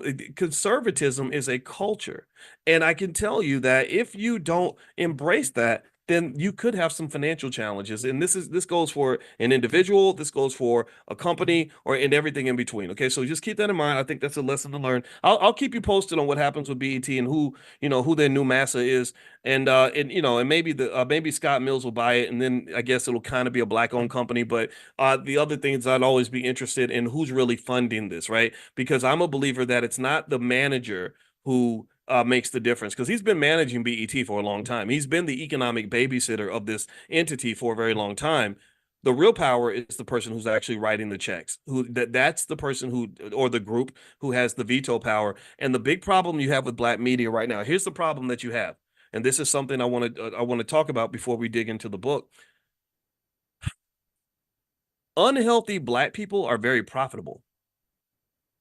Vices and addictions are extremely profitable. Vices and addictions and unhealthy behavior are much more profitable than people living with intelligence, consciousness, and discipline. And what do I mean by that? It's much easier to sell black people fried chicken than it is to sell them health food. You actually have to care about them to get them to buy health food, because you're not going to make as much money. So if money is your only criteria, then you don't sell people things that are going to help them. You sell them their vice. You sell them the things that they want, not the things that they need. And that's the biggest problem that you have with BET, is that there is a part of the culture that has become quite accustomed to all of the cultural poisons that kill our young people at an early age. There's a part of the culture that really embraces the drugs because drugs are fun. I don't use drugs. I never popped a Molly before, but I bet I would like it. I ain't never hit the crack pipe. But if you'd say, well, how do you know crack is bad if you never tried it? Well, no, I know that if I tried, I would probably enjoy it. In fact, if I was to try it, I wouldn't be the man that I am right now. I'd be on here justifying crack use because I wouldn't want to give up that high. The reality is that when you talk about the problems that we have, we're very comfortable in the dysfunction. We're starting to celebrate the dysfunction. We celebrate it because what they do is they sprinkle money on top of it, and they sprinkle fame on top of it. So you look at a young lady like a Krishan Rock. I don't know if you ever know, if you anybody, how many of y'all, I keep up with all the culture. Me and my wife do. I don't know, some of y'all I know don't keep up, but you need to look up Krishan Rock and Blueface. How many of y'all are familiar with Krishan Rock and Blueface? Anybody else? Because I watch the culture, because I like to see, because in my book, The 10 Commandments of Black Economic Power, I talk about economics, but all I talk about is culture. What does a strong economic culture look like? And we don't have one, people. We just don't. We have a long way to go. Well, Krishan Rock and Blueface, to summarize it, they're kind of like the new version of, it's, imagine Bobby and Whitney at 25 years old, but also imagine that neither one of them have any talent. Like Bobby Whitney could sing. Bobby could dance and jump around and sing and wiggle and all that. And Whitney had the most beautiful voice ever. She actually had to earn her way to fame. Krishan Rock and Blueface don't really have any talent like that. They're not that great. They're okay. I think Blueface made a song or two, but they're not that good. But they're similar to Bobby Whitney. They're just this train wreck in slow motion. Like you're watching these two young people literally kill themselves in public. And the reason it ends up seeming okay is because they've got lots of money and lots of fame, and they've got millions of Twitter followers and Instagram followers that will watch them destroy each other's lives. And Krishan had a baby that my wife, again, my wife is a therapist who can identify things like fetal alcohol syndrome by looking at the face of a child. And she was deeply concerned with Krishan's child because she knows that Krishan loves to party it up. They were at the BET Awards twerking and, pregnant women twerking and holding liquor bottles. And one of the things, for example, this is one of many things we could talk about, but I'm not going to go into all of it because I don't want to depress anybody.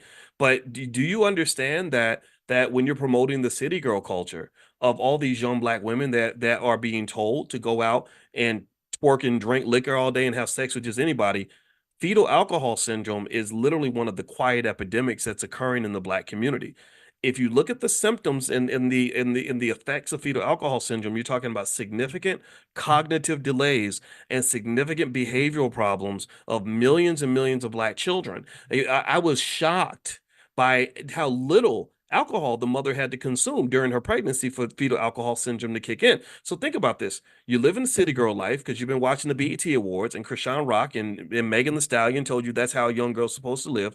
You've been having sex. In case you don't know, sex results in pregnancy, and that means children are going to be born. For those who need a biology lesson, sometimes we forget. And so you're pregnant for maybe 4 weeks, but you don't know you're pregnant. So every week you're getting drunk and getting high every single week. Well, that is where the fetal alcohol syndrome comes from. And what many people, what nobody has talked about, I have not seen anybody on the internet address this at all, is that millions of young children, young black children, are getting fetal alcohol syndrome because you don't have to drink that much for that to really disrupt the brain of your child. I'm talking about significant neurological problems, like they're slow for the rest of their life and have behavioral problems for the rest of their life. So this is one of the many things that I think has to be addressed, right? Somebody has to talk about it. And when people talk about these things, you can't just say, well, you be hating. That can't be your response. Man, that's not hate, that's love. Now, the real hater are the people who celebrate this kind of stuff, who know what it leads to, who see the millions of black kids going to prison and getting killed and all this other stuff and think that that's okay. And so part of my job, in my opinion, is as a person who talks to you about money, is I need you to really understand money from a 360 standpoint, which means that money is good, it's nice, but it can destroy you or distract you and mislead you. Money can get you to heaven, but money can also be the devil. Money can be the devil shows up with a bag full of money. And unfortunately, I hate to say it, but BET has become kind of the devil of the black community. Everything that is harmful and destructive and terrible about being black tends to get celebrated in these spaces, and they dress it up with money and fame, and we think that that makes it okay. But even before people realized that Diddy was a predator, there were people who always said that, but there were many people who would have argued you down because they would have said, no, no, no, Diddy's one of the leaders of the black community. I mean, process this. Think about this for a moment. One of the biggest predators that in the media right now is a guy who 4 years ago was telling you who to vote for. Anybody remember Vote or Die? He was telling you you got to vote or you're going to be dead or something stupid like that, right? And people were doing this. Millions of people were following the lead of a person who has a complete track record of 30 years of doing horrible, harmful things to people, possibly including starting with killing Tupac, right? So I think generally, and this is where we're going to dig into. We're going to read tonight about black leadership and the history of black leadership, so you can understand that sometimes you're following the wrong leaders. That's my point. In fact, it's so dangerous to follow a black leader nowadays, in my opinion, that I don't really want you following any leader. I don't even want you follow. I don't want you following me. I'm just an advisor. I'm a person who's got a perspective.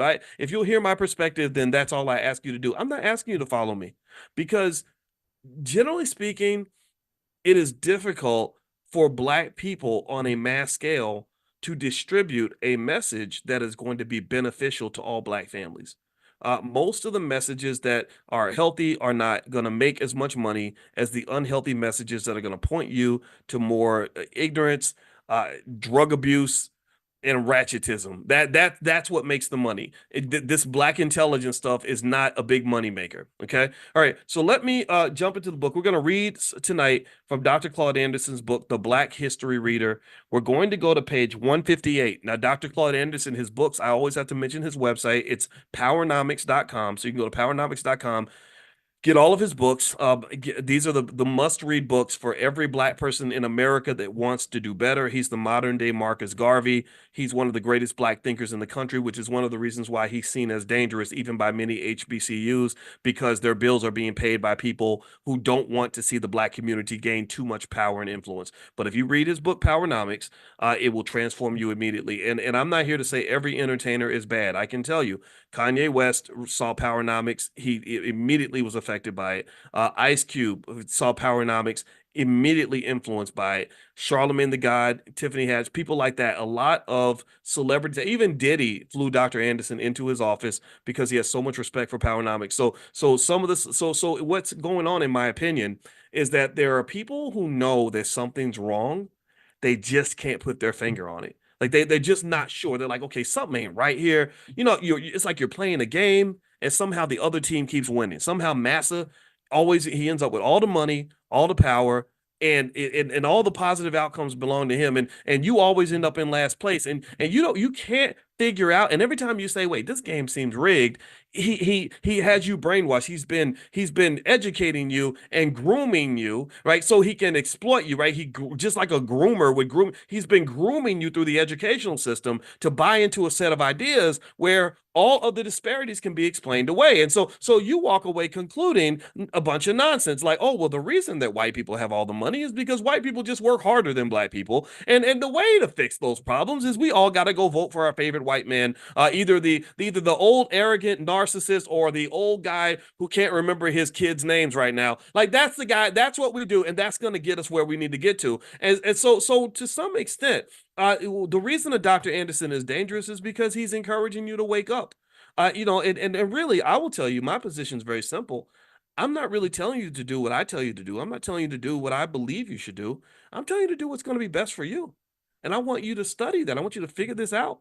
And again, it goes back to very simple things: health, wealth, and relationships. What does it mean for black people to be physically and mentally healthy? There wasn't much on the BET Awards that led to physical or mental health. None of that. There's nothing about a pregnant woman twerking and holding a liquor bottle that says anything about a young lady having a positive, wonderful life. It speaks that she's going to be abused, assaulted. She's going to be depressed, and have and fatherless for her children. Her children are going to be unhappy. There's going to be a lot of poverty. There's going to be a lot of despair. What's healthy about that? What's physically and mentally healthy about any of that? The second area is relationships. We need families. We lost our families. Who's getting our families back? What is it when you watch the BET Awards? What about the BET Awards on any level, in my view, is pro-family?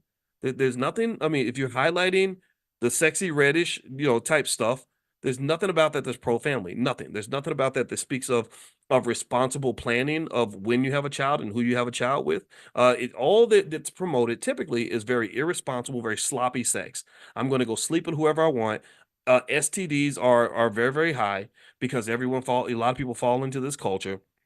And also, broken families are very high. A lot of people don't even have the training of what's required to even have a healthy relationship with another human being that is necessary to provide a protective space for a child.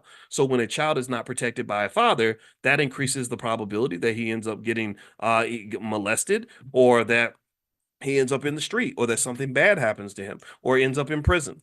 And then you go down the third area. What does it mean for black wealth to actually go up? There's nothing that I've seen rappers really do that's improved or increased black wealth in the black community at all. Nothing. And then when you turn to the politicians, all they do is they offer you jobs working for white people. So those are the two options you get. You either get a rapper who brags about how much money he has, but ain't putting nothing in your pocket, or you get a politician who says, here, come work for me, Negro. I'll give you a job. I'll help you in your desperate situation. Well, who's giving you the long-term plan that's going to really allow you to have the peace of financial security? Who's really giving you the solutions that are going to allow you to actually prosper instead of just survive? Who's doing that? There's nothing in mainstream media, or very little in mainstream media, that I see that is really sort of doing these things that's really going to get the Black community where we need to be. We're not only are we being given the wrong medicine, we're being given no medicine, and we're given a bunch of poison disguised as medicine. So that's what I believe. That's my 2 cents. All right, so let me start reading here. And by the way, if you're not on the text list to get invited to Powernomics training on Wednesday, just pull out your phone, text the word greatness, GREATNESS, greatness to 87948. Text greatness to 87948. And also, we have my book is the 10 Commandments of Black Economic Power. You can get a copy at drboycebooks.com. Use the code word book club and get 30% off everything in the store. So feel free to go to drboycebooks.com and you can check that out. All right. So here's what Dr. Anderson reveals on page 58 of the Black History Reader that it was really fascinating to me. Did you know that Black leadership changed their position on immigration around the 1960s? Did you know that? That they actually had a completely different policy on immigration before the civil rights movement. And basically, whoever was controlling them pretty much got them to pivot and shift in a different direction. I don't know if y'all know this, but let me read this to you. I'm going to tell you, this is what Dr. Anderson says. I literally have not read this yet, so I'll be as surprised as you when I get to whatever he says. So he says here, Black leaders and activists unilaterally expressed opposition to the nation's open door policy on immigration throughout the 19th century. These conscious Black leaders expressed concern that immigrants were reinforcing the subordination of the native Black population, as well as usurping the access of Blacks to rights, privileges, employment, education, and wealth building opportunities. The negative impact of immigrants worsened after the Civil War when millions entered the country. After slavery, there was a labor shortage, and one would have logically expected the former slaves. Think about this. You have a labor shortage. You got all these former slaves. You got all these Black people, hardworking people that they've been working for free. So you know they're going to make good employees. They've been working for free. So here on page 159 of the Black History Reader, Dr. Anderson is telling you that whatever you learned in school was a bunch of BS. So listen to this. The negative impact of immigrants worsened after the Civil War when millions entered the country. After slavery, there was a labor shortage, and one would have logically expected the former slaves who had been skilled tradesmen, carpenters, blacksmiths, cooks, artisans, and farmers to fill those jobs. But the country recruited and imported European immigrants instead. The pattern was just beginning. For more than a century, Black leaders had struggled and challenged the white power structure to close the nation's immigrant doors. So they were asking them to shut the doors. They were like, look, you got your workers here. We got you. We can do this. But they were like, no. Rather than working with you, we're going to go get some people from England. That's what he's saying here. So it says, for more than a century, Black leaders had struggled and challenged the white power structure to close the nation's immigrant doors. In his famous 1895 Atlanta Expo speech, Booker T. Washington pleaded with white industrialists, businessmen, and politicians not to look to European immigrants to develop skills and work in their businesses, but to instead look to native Blacks. How about that? Washington also pointed out that many already had the skills, attitudes, and experiences to meld into the mainstream society. W.E.B. Du Bois was against immigration and spoke frequently about the downside for Blacks of 40 million white immigrants coming into the country, doing the jobs of former slaves and being automatically elevated into an overseen white management class. How many of you have ever heard this before? How many of you have ever heard this anywhere? So maybe their concept in their head was, if you do have Black jobs, every job should be a Black job. Any job we can do is a Black job. A Black man can fill that job. So I believe that you have to own the companies and all that for sure. But you can't, Booker T. Washington, that was a great man. George Washington Carver, W.E.B. all these individuals were people who said, yeah, well, some of us want these Black jobs. We don't want to have fathers and mothers that are unemployed. We want to have opportunities to make money and to go to work like everybody else. We're already very hardworking people. So stop bringing in outside recruits to replace us. But now, years later, we support wide open. A lot of us just support wide open doors and don't even know why. Only reason you support it is because Joe Biden told you to support it. That's it. That's the only reason you support it. You forgot about the mass incarceration and the crime bill and all. You don't even think about it. That's why Shaquana ain't got no daddy. You're not even connecting the dots on that. You're just so quick to just do whatever they tell you to do that you don't even think about it. I'm not mad at you for voting for Democrats and Republicans. I get that. I know lesser of two evils. Okay, I get it. But still, what I have a problem with is that some of us don't even think about it. Some of us don't even come to our own conclusion. We just say, okay, what you want me to do? What you want us to do? And that's my problem. That's my problem is that you're not even processing the information. You're not even thinking like, well, what's best for me? You've told me what's best for you, but I need to make sure that what's best for you is also best for me. That's the problem that I have. That's and that was really the whole crux of why I just really got really annoyed when I would get calls, when I was at AOL Black Voices 12 years, 14 years ago, whatever, and I would get calls from the Obama administration. At first I thought it was kind of cool. It's interesting. It's like, oh wow, okay, President Obama, I'd love to help. But Lord, when I got on the phone, all they were literally trying to do was get me to do what they told me to do. And I was like, who do you think I am? I mean, I'm not fit for slavery. I don't do that. And this happens a lot with Black elite people. I'm gonna be honest. That was the gist of the conversation I had with Kanye West. As we get on the phone, he's like, "I want you to do this and do that and do that." And I text my friend. I said, "Does this guy think I work for him?" He doesn't. I don't work for nobody. The things that matter to you don't matter to me, bro. I don't care that you got a million little Asian kids to buy your ugly ass shoes. Those things are overpriced and ugly. You will never. I wouldn't wear them for free. So what makes you think I'm gonna bow to any of this? Like we're obviously playing different games with different rules. This makes no sense to me. So again, what you have in America, generally speaking, is you have a class. You do have that elite class that is very quick to sort of expect that the masses will simply do what they're told. And the unfortunate reality is that they're almost always right. They're almost always correct. The studies show that most people, because they're not sure who they are, they're too scared to be different. They don't want to be seen as radical and dangerous and all that. They just go right along with whatever's cool, whatever's hip, whatever's popular. I can't, that's not healthy. That's not good. So let me keep reading here. So according to Dr. Claude Anderson, and by the way, if anybody asks what page we're on, if somebody in the chat could just tell them so that I don't have to say, I'm gonna say it like a couple of times, but then I see sometimes, then even if I say it 3 times, someone will say, "What page are we on again?" Just tell them if they ask. If y'all could help me out with that, I'd appreciate it because that's gonna trigger my ADHD and y'all know how I get. All right, so let's pop in page 159, the Black History Reader. So Dr. Anderson mentions Booker T. Washington, W.E.B. Du Bois were very much against wide open borders. Let's see here. When the Black Civil Rights Movement commenced in the late 1950s, the new Black leadership dismissed or ignored the opinions of their predecessors. One can only speculate as to the reasons. Perhaps they did not have the foresight to fully understand the politics of displacement that was occurring, that they were being replaced.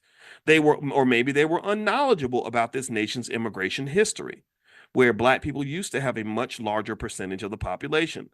Or maybe they wanted to demonstrate altruism, or they simply preferred to ignore or forget history and go along to get along as much as they could.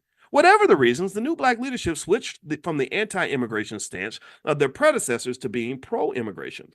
While the reason for the change in position is not clear, it is clear that they made the switch without fully understanding that providing unearned rights and benefits to people who are from other countries chasing the American dream caused native Black Americans to be neglected, disadvantaged, and rendered invisible in all respects. The old the old Black anti-immigration fighters must be turning over in their graves. Black civil rights organizations and politicians began to presume alliances with newly arriving immigrants. They began to presume that anybody who comes into the country is automatically going to be unified with the Black community. And I want to ask y'all a question. Give me a yes or no. How many of y'all think that the majority of people that come in from other countries are just, vehemently pro-Black? How many of you believe that everybody who comes from, say, I don't know, south of the border is going to just line up and show up at the reparations rally and and just really make sure that y'all are good? Anybody believe that nonsense? Yeah, yeah. So maybe they're making us into Boo Boo the Fool. And I say boo boo the fool because, almost like the little kid, the kid who rode the little bus to school, who thought that people were his friends when really they weren't. So you think that the bully is your friend when really he just beats you up and takes your lunch money every day, or you think that every time he makes a joke and him and his friends are laughing at you, you think that you're laughing together, so you start laughing too, and the kid starts laughing too. Like the slow. So maybe we're like the slow kids on the little bus. Maybe we're the ones who, and no offense if anybody in here rode the little bus, or if you got a relative. I'm not making fun of those people because I think that they're actually smarter than us in certain areas. But really, you think about that.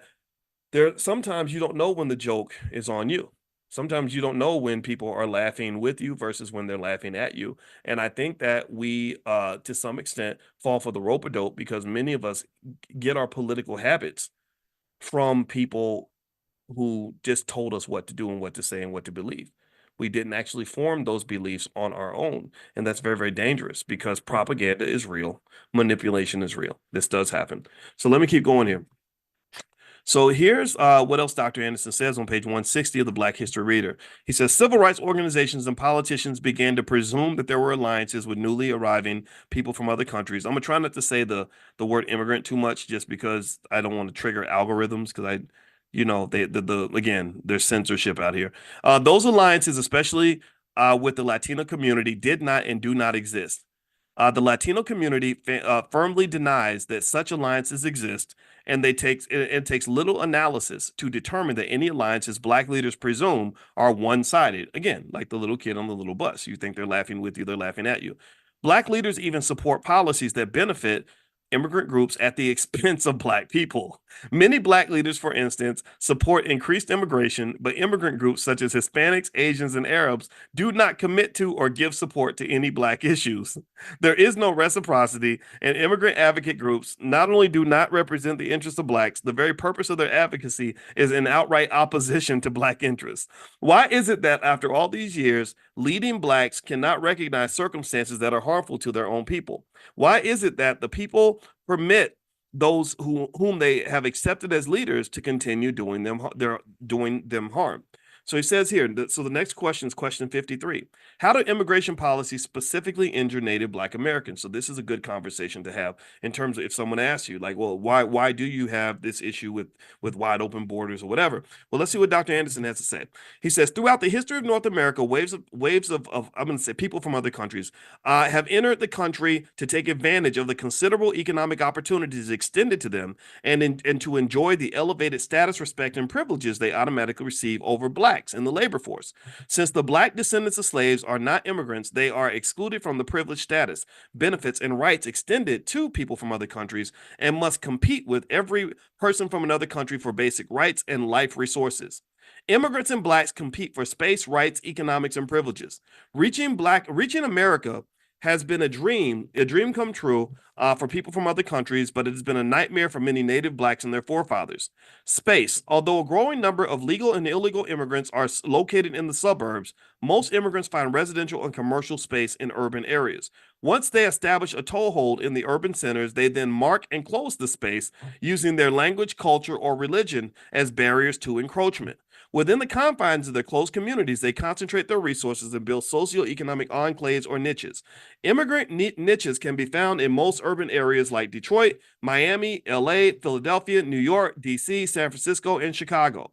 After closing their territories, they mark them for their own cultural image, such as Koreatown, Chinatown, Frenchtown, Japantown, Little Cuba, Greektown, and Mexicantown.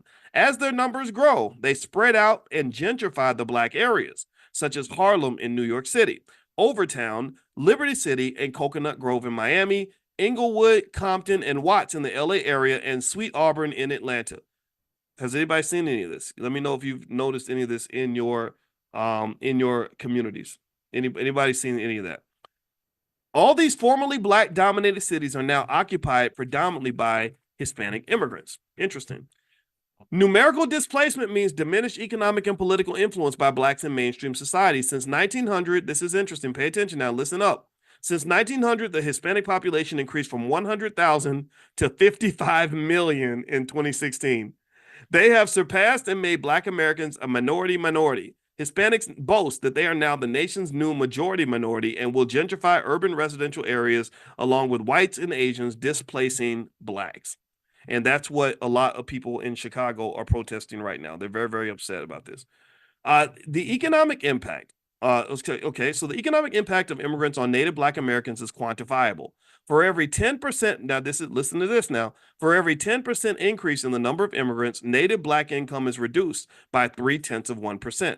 Blacks had an earnings ratio of 56 cents to every dollar earned by whites in the 1950s. Because of the Black Civil Rights Movement in the 1970s, Blacks' earnings ratio rose to 66% of every dollar earned by whites. So we went from 56 to 66. However, between 1970 and 1990, there was a 300% increase in the number of legal and illegal Asians and Hispanics that entered the country, and the ratio of blacks' earnings to white earnings dropped from 66% to 57%, where it was nearly 40 years earlier. So in 40 years, no progress in that earnings gap. Give me a yes if you follow that, if you understand what I said there. So what he's basically saying is that you are making progress when you have policies like affirmative action that were specifically designed to close the racial wealth gap, specifically designed to address grievances that were grievances that were done to you, right? But then when everything started to dilute, when other people started to jump in and grab your benefits, your income ratio went down again. So this is what he's saying here. In short, the 9-point economic gains due to the Black Civil Rights Movement were wiped out by the 300% increase in immigration population that occurred between 1970 and 1990. Employment, whether the job category, this is where we talk about black jobs, whether the job categories are skilled or unskilled, this nation has a long history of displacing blacks to make employment opportunities for other people. According to a U.S. Department of Commerce survey conducted in 1865, over 100,000 of the nation's 120,000 skilled artisans were Black Americans newly freed from slavery. What? Damn. Did y'all hear that? Let me read it again. This is interesting. According to a U.S. Department of Commerce survey conducted in 1865, over 100,000 of the nation's 120,000 skilled artisans were Black Americans newly freed from slavery. This is when we had trade, y'all. This is when we had skill. Let's pause for a moment and reflect on. Let's do an economic consciousness exercise. Are our kids coming out with skill now? Coming out of high school? Are the majority of our children coming out of school knowing how to do anything? Knowing how to, I don't know, paint things, build things, carpenters, bricklayers, plumbers, electricians, welders, are they getting any of these trades coming out of school? I mean, I'm gonna just tell you like this, in my opinion, we should be ashamed of ourselves. We really should be ashamed. We should be absolutely ashamed that that people 100 years ago had more skill than we have right now with our bougie asses, our high tech, internet having asses, all these opportunities we supposedly have, all this progress we claim to have made, but our children have less skill than the children had 100 years ago. That's downright shameful. I'm very sorry. That's downright shameful. So anyway, let me keep going here. All right.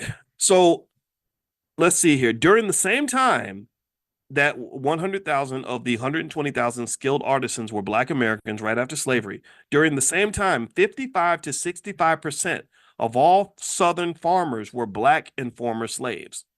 Instead of Lincoln's administration mainstreaming the 5 million former slaves, he and his administration chose to enact immigration reform that attracted 26 million Europeans into the country to replace Black farmers and artisans. Initially, newly arriving immigrants replaced Northern Native Blacks in the lowest paying and dirtiest jobs. Later waves of immigrants replaced Native Blacks in the South as well as the North in skilled trades, artisan crafts, and agricultural-based occupations. For those who would argue that immigrants did not displace Black Americans in jobs and employment opportunities, why are so many of the jobs that Blacks used to hold in hotels, retail sales, restaurants, airports, trash collection, banks, and other local businesses and all levels of government now staffed by Hispanics, Arabs, and other ethnic groups? Many Blacks were displaced by immigrants in business and public offices because they could not speak Spanish or other languages. The actual hidden or structural unemployment rate for Black Americans is nearly 50%.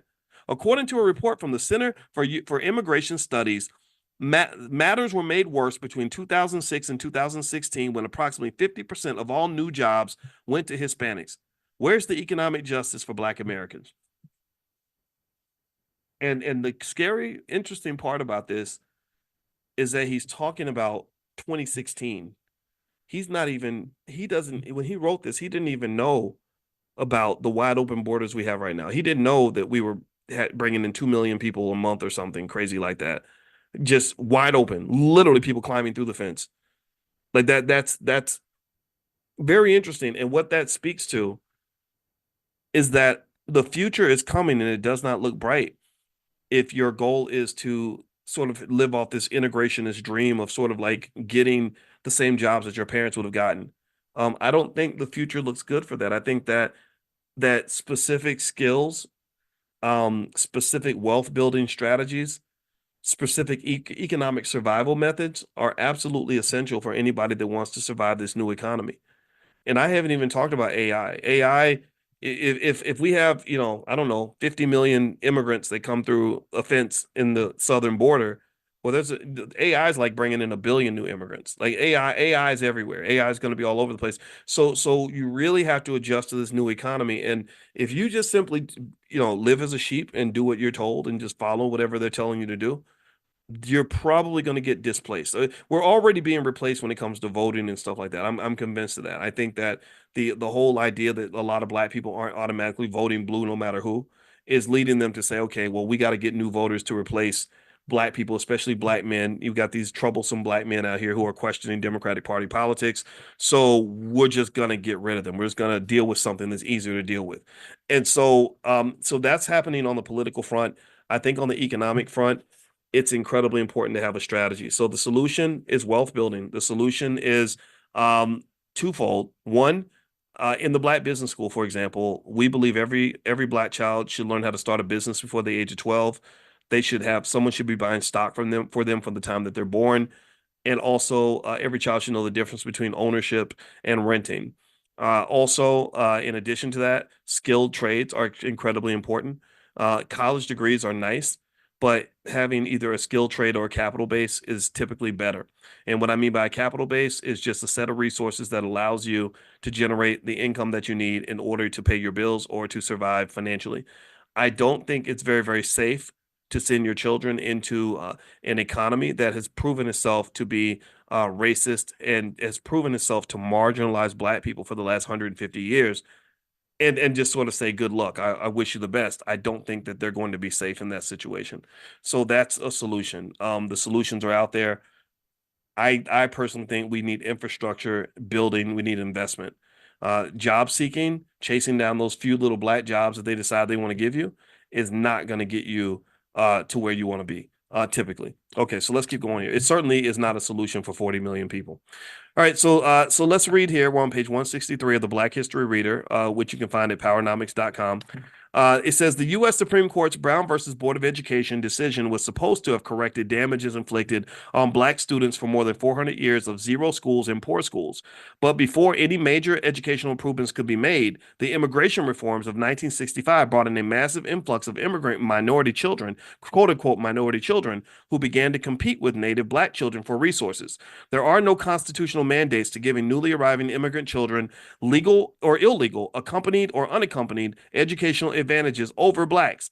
Prevailing policies and laws, however, give immigrants preferential treatment over Blacks. Another area is affirmative action. Affirmative action programs were originally designed to correct injustices to one race of people, Blacks, by another race of people, whites, and to eliminate the legacies of slavery and Jim Crow segregation. Today, affirmative action programs have been converted into preference programs for immigrants, though most categories of immigrants are white and have never been negatively impacted by the racism and racial conditions that caused these programs to be necessary. This error can be traced to the Immigration and Reform Control Act of 1986, which effectively required employers to treat immigrants exactly like native-born citizens. Since nearly 90% of all immigrants are classified as white on their immigration records and driver's licenses, why aren't immigrants treated like whites and excluded from affirmative action programs? Why are they categorized with Blacks only in the instance of affirmative action? So they don't live the whole Black experience, but when it comes time to benefit from being Black, everybody wants to be Black. But when it's time to really be black and to deal with the struggles of being black, everybody walks out of the room. So he says here, putting apples and oranges in the same categories set up a situation where immigrants of any race displace blacks from the very programs designed to help them. It is not possible to justify including Hispanics, Arabs, Asians, and other immigrants and women who are a majority in affirmative action programs. Yet in 2016, black civil rights leaders, elected officials at the highest levels, and other members of the black overclass publicly supported immigration reform and granting citizenship to 12 to 20 million illegal immigrants that had entered the country since 1990. The black overclass agreed with those who wanted to reach out and invite even millions more immigrants. Our federal and state governments may have reasons to support increased immigration, but they have a moral obligation to avoid and correct the devastating harm it causes Native Black Americans.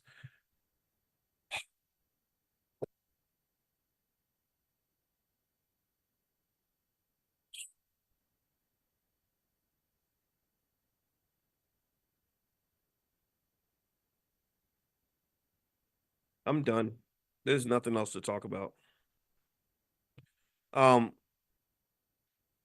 I'm irritated. I'm very irritated because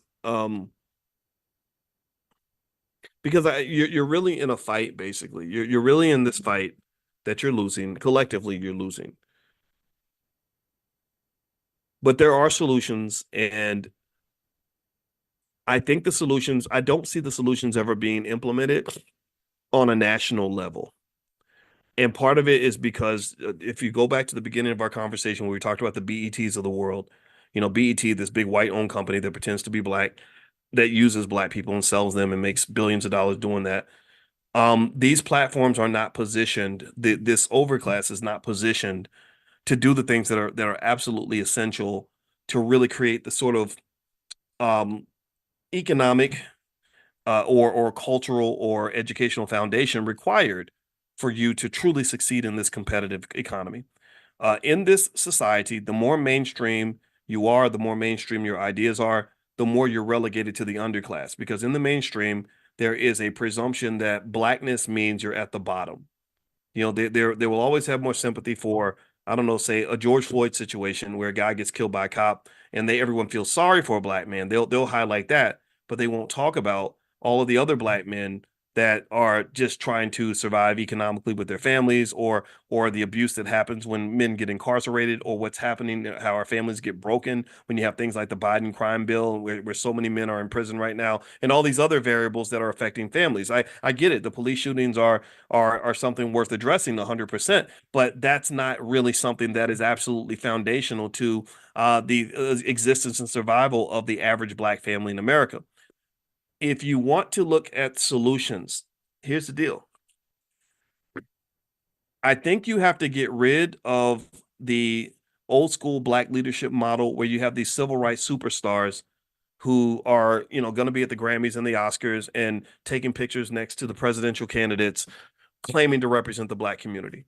In almost every single case, none of that ever really works. None of it. I still remember even when President Obama got elected and everybody was so excited about who he was supposed to become for the black community.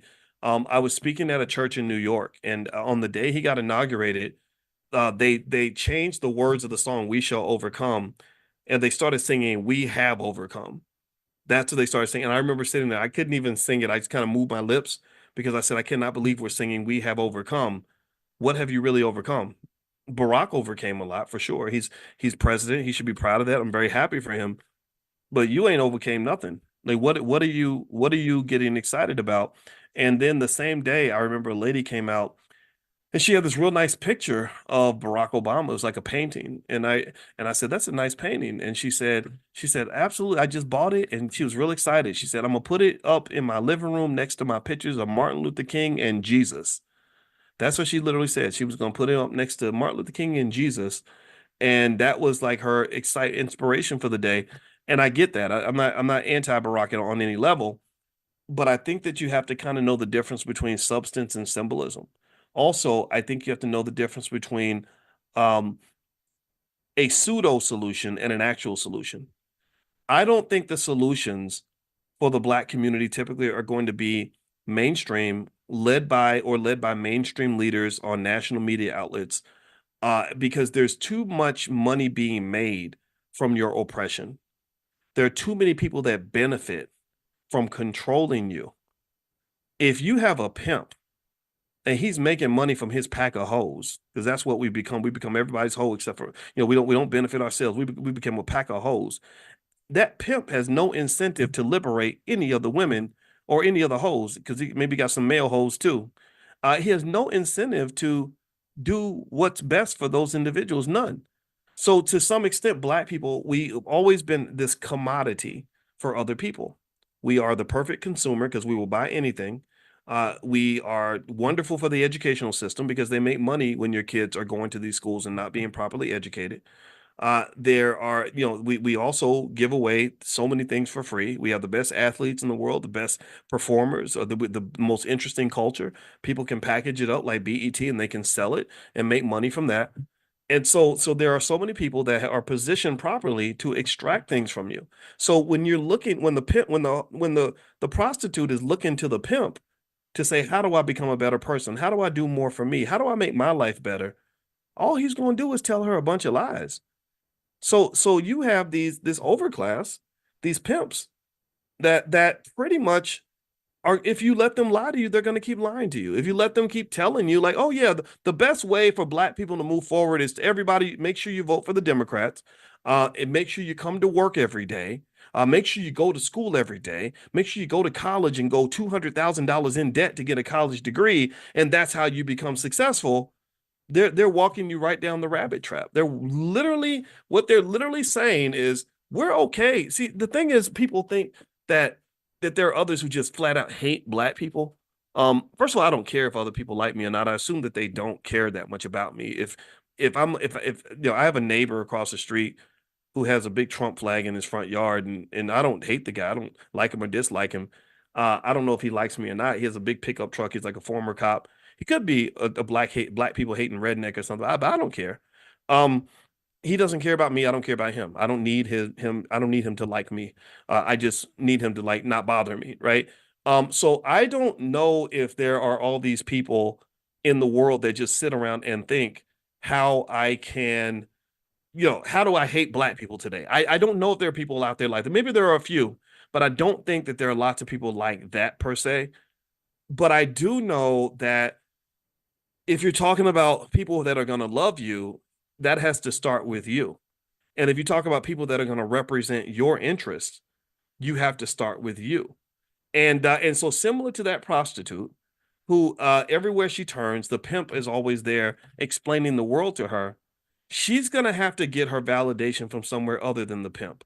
She's going to have to get her advice from somewhere other than the individual who has a direct incentive to exploit her. Do you understand what I'm saying? So this whole system's designed to benefit from you, to extract things from you. That's just how it's built. So in order for you to find your solution, you're gonna kind of have to wiggle out of that. You're gonna have to spend some time alone and really look at your life, look at your family, look at your situation, look at your goals, and come up internally with the solutions that are gonna liberate you and get you to where you want to go. And you have to know that some of those solutions are gonna cause you to lose favor with your master. If I go, for example, when I go and when I started saying to Black people, look, I don't think you have to vote for Democrats or Republicans. I think you should do what's best for you. A lot of people got real mad at me. And I was like, why are you mad at me? They're like, because you're telling Black people not to vote. I said, I never told Black people not to vote. You're telling Black people to become Trump supporters. I never told Black people to become Trump supporters. I told them to do what's best for themselves. Why is that such a threat to you? Why is that so bad for you? Well, oh, I get it, because you have a direct interest and you benefit directly from the control and the management of Black people. So you don't really have leaders. Leaders are people that lead you to a better life. Leaders are people who improve your situation. You don't have leaders, you have managers.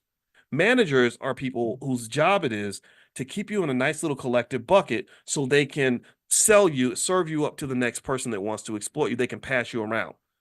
Like Diddy did with some of his victims. Shout out to poor Justin Bieber. I wonder if that's what happened to him. I'm not gonna say one way or the other, but that poor guy, he'd been through something, right? So really, the thing is, I think we have to know the difference between people that want to serve the Black community versus those who want to sell the Black community.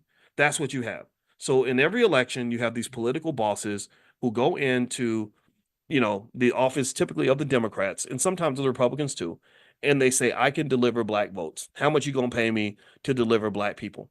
And then their job is to deliver. And if they don't deliver, then their bosses say, I'm not going to compensate you because you didn't deliver black people the way you're supposed to. Just like a farmer delivering chickens to KFC. You are a commodity. You are a commodity.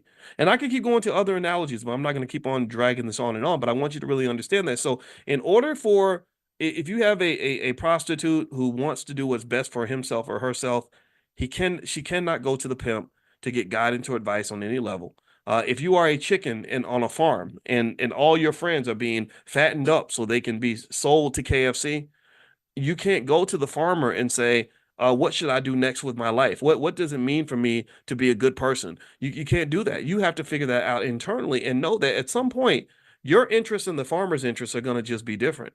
So your interest, so when you start to become economically independent, an economically independent black community or an economically independent black family is at the very least a family where that family benefits as much or more from its own labor, skills, and resources and intellectual capital than anybody else, right? So economically independent, let's draw a picture of that. What does that look like? Well, if I've got a family and there are 5 of us in the family and we all work 40 hours a week, and traditionally we all go out and we find some white guy to work for. You go work for Ford, you go work for GM, you go work for Walgreens or whatever. We're all giving our 40 hours a week to this broader system that's owned and controlled by other people. So we're pouring into the wealth of other people. And then after we get all our money, we go shopping to pour into the wealth of the people who own the mall. And then after that, we also pay the landlord. So we're pouring into the landlord's wealth. So you're draining yourself by making sure that everyone else is good, making sure that everyone else is well taken care of, because they've trained you to believe that that's what you do in order to be a good citizen. Well, an economically independent family, in my opinion, if you want a direct solution, is a family that says, how do we sort of shift the system a little bit where those benefits, at least a portion of those benefits, are coming to us too? How do I create a win-win with this economy instead of the win-lose that we were raised on? See, you were raised on a win-lose in this economy. And the win-lose means this. It means that you have millions of people in the black community who work hard every day, went to school, who have been very responsible, law-abiding citizens who have not broken any laws, raised their families properly, worked their butts off for 40 or 50 years, and are dying with a negative net worth, and somehow you feel screwed and you don't know why. You're trying to figure out, you're like, something isn't right, and I just don't know. Like, how is it that I did everything the way I was supposed to do it, but everybody was winning except for me? Well, that's because you got to really go back and question the assumptions of the game that you're playing. You have to sort of figure out, like, what does that look like for me to pour 40 hours of labor into something that's going to benefit me and the people that I care about, as opposed to pouring 40 hours into something that's not going to give me any benefits? What does it look like for me to spend money on a product that's where the part of that money is going to accrue to either myself or people that are in my space, versus me spending money in a place where those financial benefits aren't coming back at all? Do you understand? You have to think about these things. Critical thinking is essential for anybody that wants to deal with all this.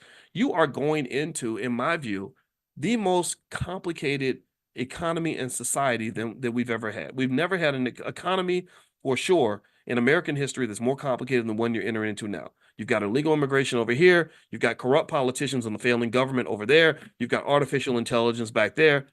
You're going to have to think. You're really going to have to think. And to me, what does that mean? Well, that heightens the importance of little things like the family meeting.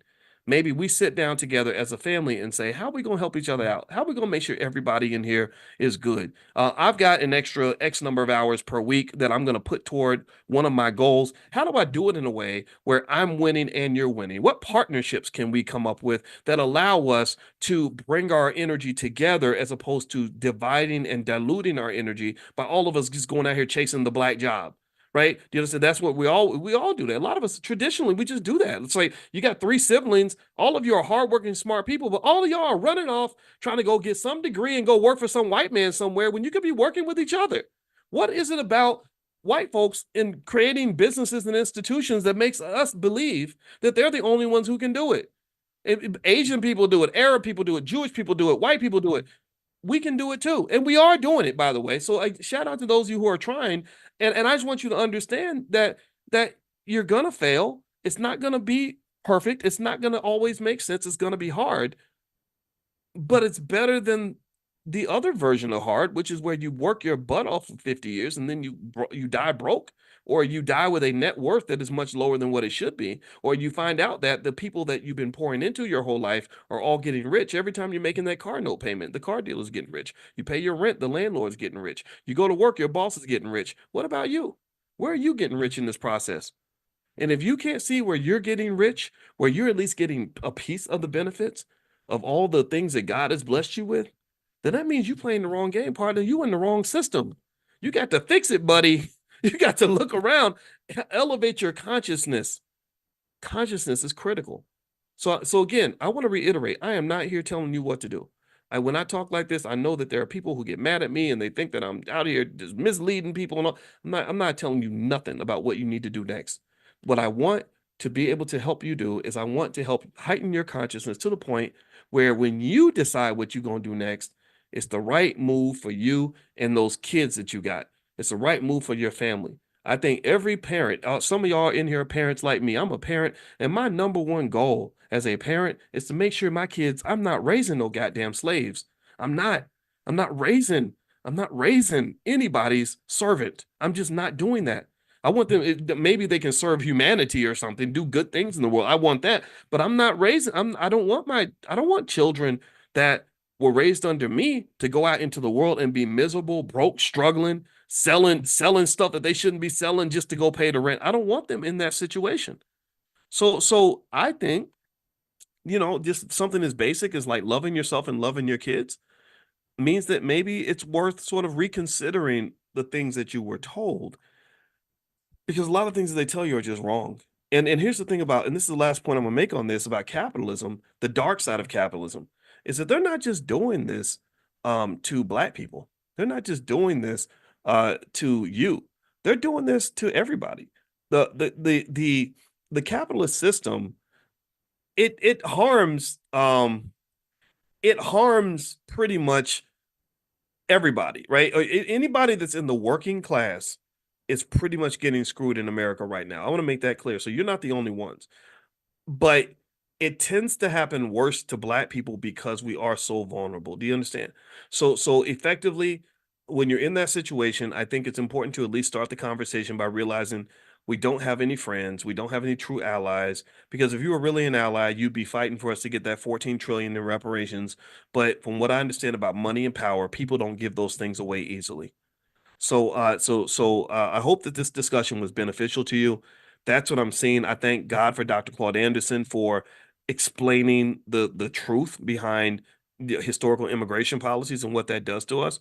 I'm not telling you that you have to agree with him. Maybe he's wrong about things. I'm not going to say that he's right about everything, but this is another perspective for you to consider. Okay. All right. So anyway, I'm going to let you guys go. Tomorrow morning, we're going to meet for a financial consciousness training. If you want to join us, we meet every morning at 10 a.m. Eastern. It's 100% free to join the live session. So if you want to get an invite, you can text the word morning, MORNING, to 87948. Text morning to 87948. And also, if you live in another country and you can't text the word morning, just go to drboyceelevate.com. That's drboyceelevate.com. I'll send you an invitation, and we're going to meet tomorrow morning because I want your economic consciousness on 10. That when you have that heightened awareness, you just understand things better and you can get more out of life that you want without sort of hoping that somebody eventually gives you things that people just don't give away. Nobody gives away money and power. You got to learn how to take it. All right. So let's see. Where can you hear the recording? Well, this particular recording, I am streaming on my YouTube channel, which is drboycetv.com. If you want all of the trainings that we've done in this class, we've probably done 200 or 300 by now.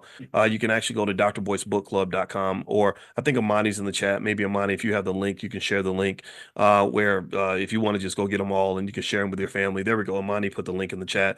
So feel free to take a look at that, and all of that's in there. And in addition to that, if you want to get a copy of my book, The 10 Commandments of Black Economic Power, you can go to drboycebooks.com. That's drboycebooks.com, and use the code word book club, all one word. You get 30% off. All right, guys. Well, have a good night. God bless you. It was great to see you, and hopefully I'll see you guys in the morning for consciousness training. And I wish you the best. So let's educate ourselves. Let's be great. Let's make black people great again. I'm kidding. We've always been great. We never stop being great. It's other people who got to be great again. I don't know about y'all, but I think most of y'all in here have been kicking ass for many years. So everybody ain't losing.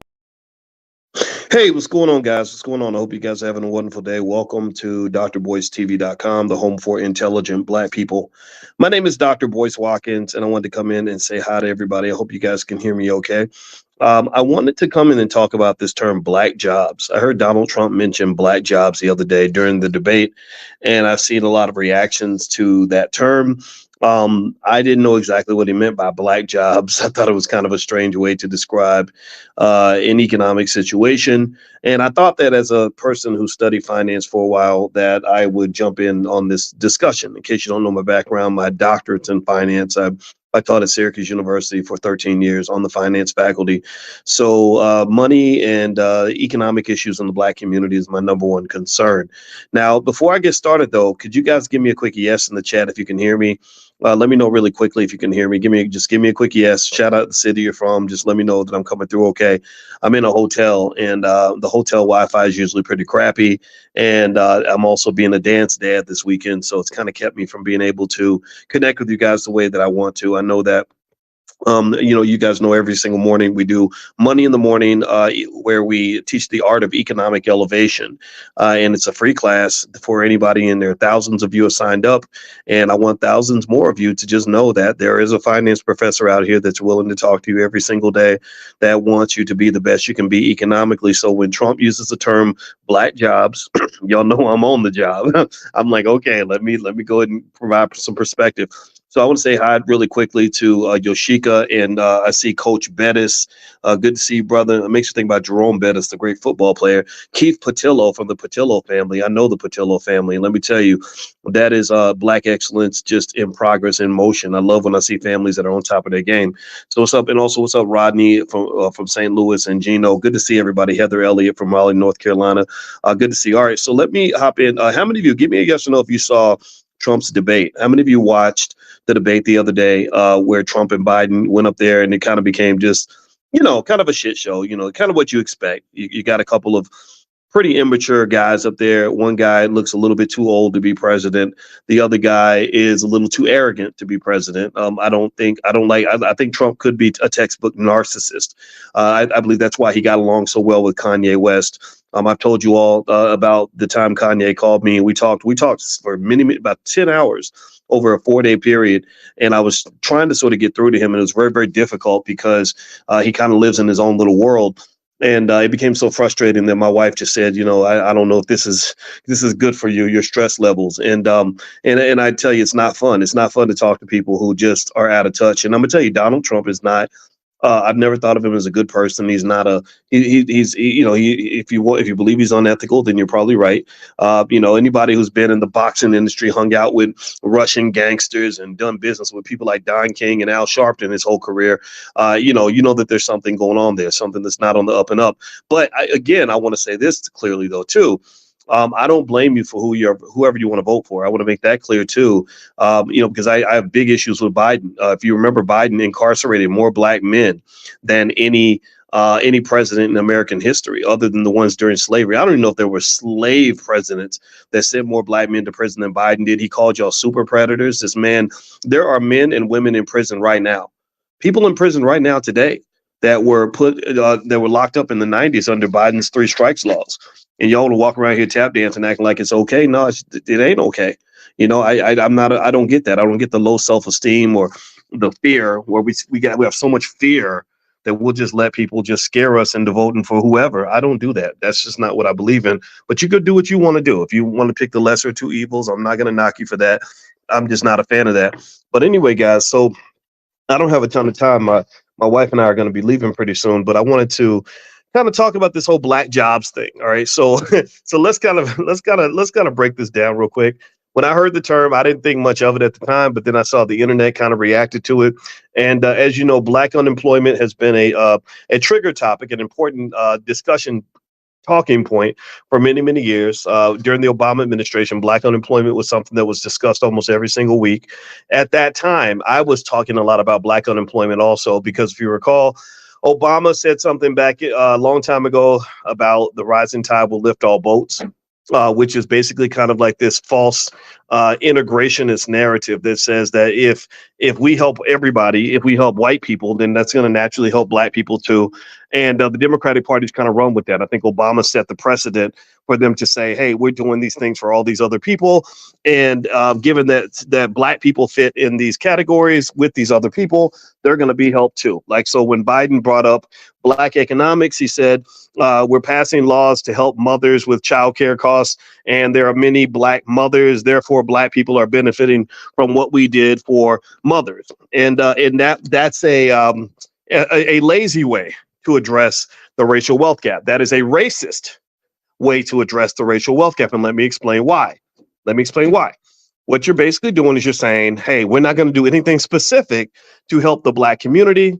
We're going to do things for everybody and then talk about how black people benefit too, right? Like it's not like somebody giving you a ride. If I say I need a ride to a specific location, and then I say, well, we're going out west anyway, so why don't you pick a different location and we'll give you a ride there?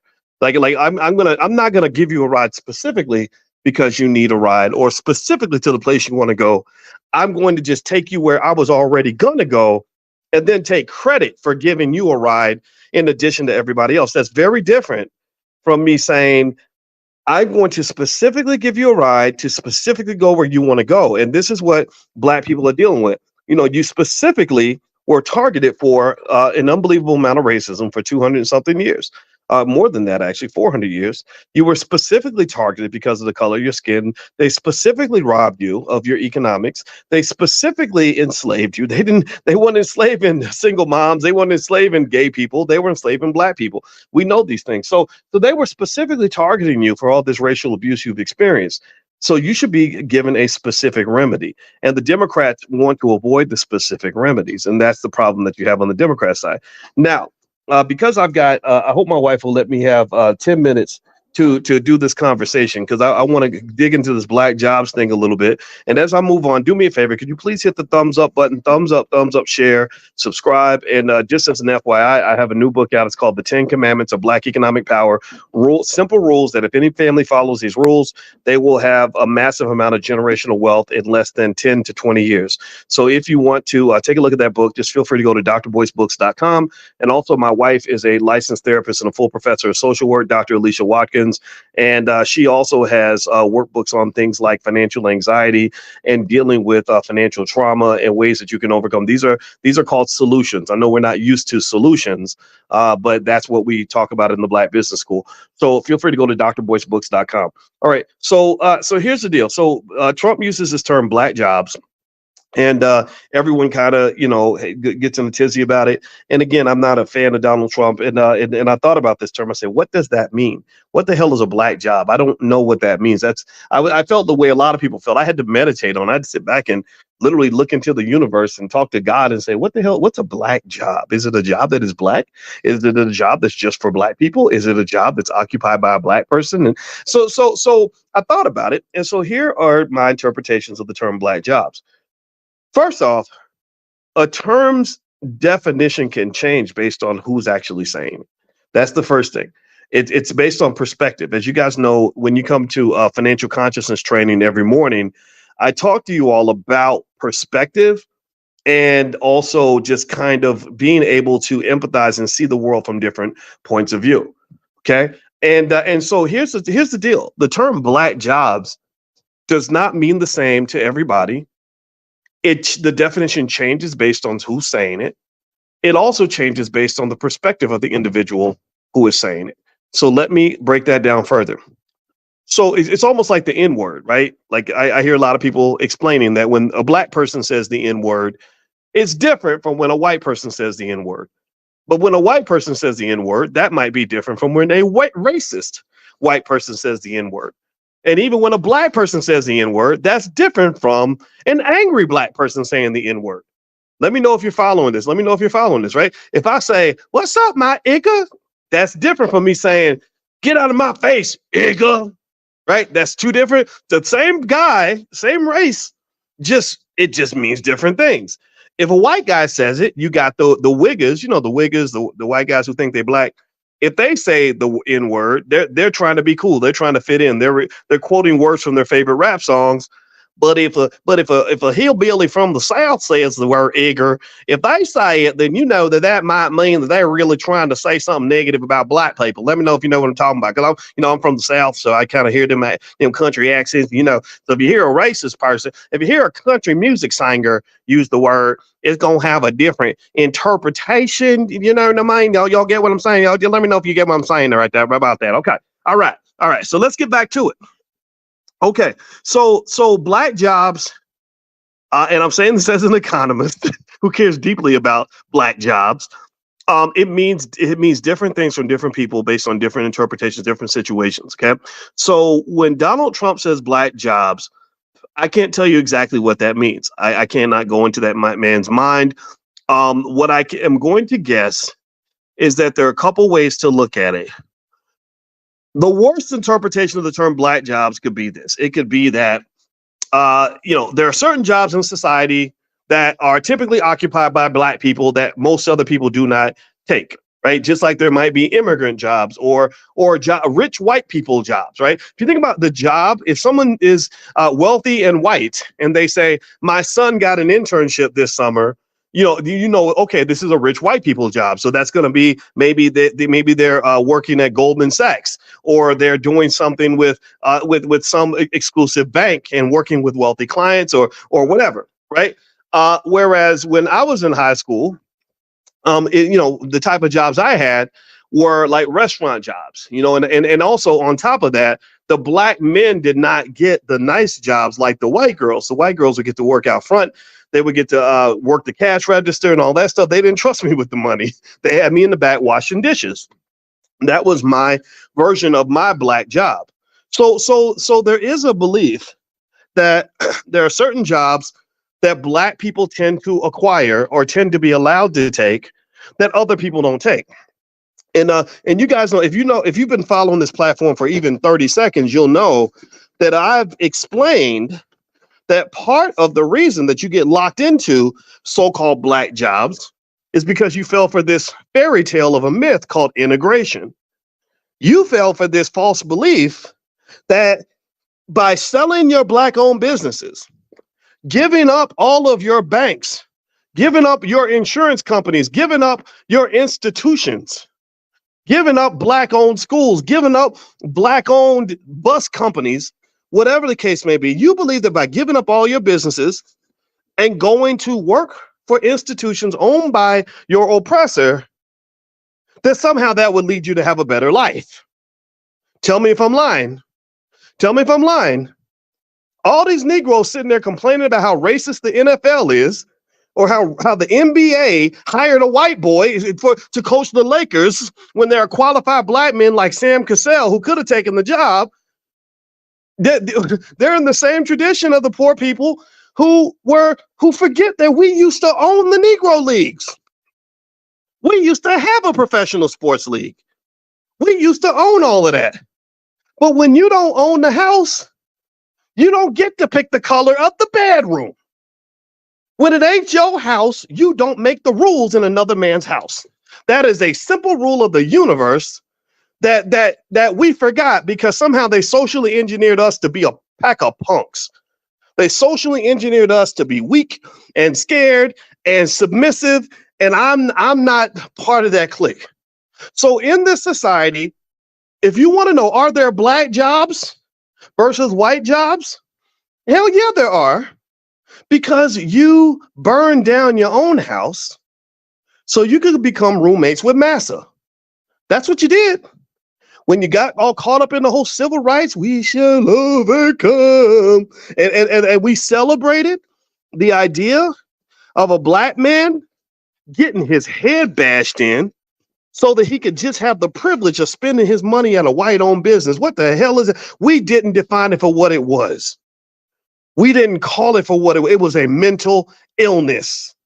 It is an absolute mental illness when I'm going to let another man beat me with an inch of my life just so I can have an opportunity to give him my money. That ain't customer service, people. That's not customer service. So what I'm saying to you is that in this economy, you're right. There are black jobs. There are jobs that that black people tend to get that white people that white people don't want. If I go to Google and if I'm a black man and I want to go to Google and become an engineer, they're like, no, sorry, sir. They're not gonna say it. They're just gonna show you this. So they're gonna say, no, sir, that's not a black job. But if you came in and you want to rap at our annual Christmas party, oh, that's a black job. You know, I bet you if you go to Google and you have a meeting of all their senior engineers, I bet you there might only be one black guy in the room. Out of 300, there'll be one black guy and a bunch of white people and Asians and Indians. Tell me if I am lying. Tell me if I'm lying. So senior engineer at Google, unfortunately, is not typically a black job. That's just the reality. But you know, rapper, basketball player, stripper, you know, those could be black jobs. You know, you look at hip hop, you look at what they did to hip hop, how they got all the most popular female hip hop artists in the world, Lotto, Megan Thee Stallion, the other one, I can't remember all of them, but Ice Spice, whoever, they're all pretty much strippers. They're just strippers who know how to rap. So basically, that's a black job. Taylor Swift ain't twerking when she goes. So Taylor Swift can make $1 billion without shaking her ass one time. Not at least not in a way that's overly sexual. She doesn't have to do all that. She just gets to sing. That's a white privilege. She's got a white job. Megan Thee Stallion has a black job. If Taylor Swift tried to do what Megan Thee Stallion does, not only could she not do it, but she would not be accepted. If Megan Thee Stallion decided she wanted to be the next Taylor Swift, they would say, no, Negro, sorry, that's not a black job. So there are in a racist society, which America is, in so-called fake in the space of false integration, you have black jobs and you do have white jobs. That's the reality. Now, whether or not Trump was referring to this when he spoke, I have no idea. I can't get in that man's head. He's a little weird. I don't know what he's thinking. But that's what I hear when I hear the term black jobs. Now, let's move on to another interpretation. Before I do that, if you could, please hit the thumbs up button, thumbs up, share, subscribe. And I want to remind you guys, if you want to join us for our morning, we do Money in the Morning financial consciousness training. It's a class that's 100% free. It's 7 days a week. Every morning, it's at 10 a.m. Eastern. If you want to join us for free, text the word morning to the number 87948. Just text morning to 87948. Or you can also go to drboyceelevate.com if you live in another country. I could not make it this morning, guys. I apologize. My daughter is in the big dance. She's at the Dance Nationals. And on Saturday, they do the big showdown. And so she had 2 dance routines this morning. One of them was precisely at the time of our class. So that's why I had to send you guys a text to let you guys know I couldn't make it. But y'all know that if on any other day, I'm going to be right there with you. Because I think that economic elevation is critical for us to understand how we're being screwed economically. Economic elevation is critical for us to understand why white people have all the wealth and we don't. Economic elevation is critical for us to understand why black wealth continues to go down as white wealth is going up. Think about it. You work harder than everybody else. A lot of y'all are going to school. A lot of y'all are doing all the right things. You're going to work. You're not breaking the law. You're doing everything right, but yet your wealth is going down. How in the hell is that happening? How's that happening? Well, I'm going to dare jump in and say, I'm going to put on my finance professor hat and say that it's happening because our economic consciousness is not very high. They are literally they're pickpocketing you. Like when I was in Paris one time, these little white girls came up to me, 3 of them, and they were talking to me about this petition. And they were trying to get me to look at this petition. They were like, we're trying to do a petition for the blah, blah, blah, blah, blah. And as the girl's talking to me, and she's telling me about this petition, another lady comes up, and another lady's like, she starts yelling and screaming in French. She's like, I don't know, I don't know if I failed French class, but it's like, avec moi, ce soir. Maybe that wasn't what she was saying, but she was yelling at the other girls. I did not understand why she was yelling at them. She was screaming and hollering, and the girls started yelling back, and it became like this big old fight. It was like French white women fighting around me, and I was just standing there, right? So let me tell you what was going on. So the lady then explained to me why she was yelling. She said, while they had your attention, they were pickpocketing you. I said, they were? I said, they can't do that to me. Dude, I'm from the hood. What you talking about? You ain't no white woman gonna pickpocket me. Not me, right? And so literally that's what was going on. So there's a point to this, I promise you. So here's the point. Sometimes There are people who want to extract things from you, who will distract you. They will steal your consciousness. They will get you to be conscious of one thing and be unconscious about another thing. And all the while, they'll be pickpocketing you. So my argument, and I hope that you'll hear this, let me know if you're getting what I'm saying, is that Black wealth is being pickpocketed from our people, from our community, because our economic consciousness is not where it needs to be. So when somebody says the term Black jobs, and all we can do is sit there and get mad because we don't understand what a Black job is, or we think it's racist to say Black jobs, I really think that you want to go deeper than that. That's my point. I really think you want to go deeper than just, oh man, because they said Black jobs. Because seriously, if you're caught up in the Democrat Republican nonsense, that means that if you're a Democrat, you're only mad about the term Black jobs because Trump said it. You wouldn't be mad if Biden had said it, because Lord knows Biden was mumbling a whole bunch of other shit up there because that man is too old to be president, and you know it. Right. And if Biden had said Black jobs, the Democrats wouldn't be mad. And the Republicans would be the ones saying, oh, see, they're racist. They said the term Black jobs. Right. So get away from the Democrat Republican stuff, because that's all silly. So let me kind of give you another interpretation of the term Black jobs. So that first interpretation could be that there are certain jobs that are for Black people and other jobs that are not for people who are not Black. Like I mentioned, like me being a dishwasher, when I worked at the Hungry Pelican restaurant when I was 14 years old, that was a Black job. That was the kind of job the Black guys got. I didn't get to be a host to greet the customers. I didn't get to run the cash register because that was not a Black job. Another interpretation of the Black job term could be jobs that are just possessed by Black people. So if I say Black jobs, and my goal is not to be racist toward my own people, that will make me a weirdo. If I say the term Black jobs, what I would be referring to is all the jobs in our society that are controlled by Black people right now.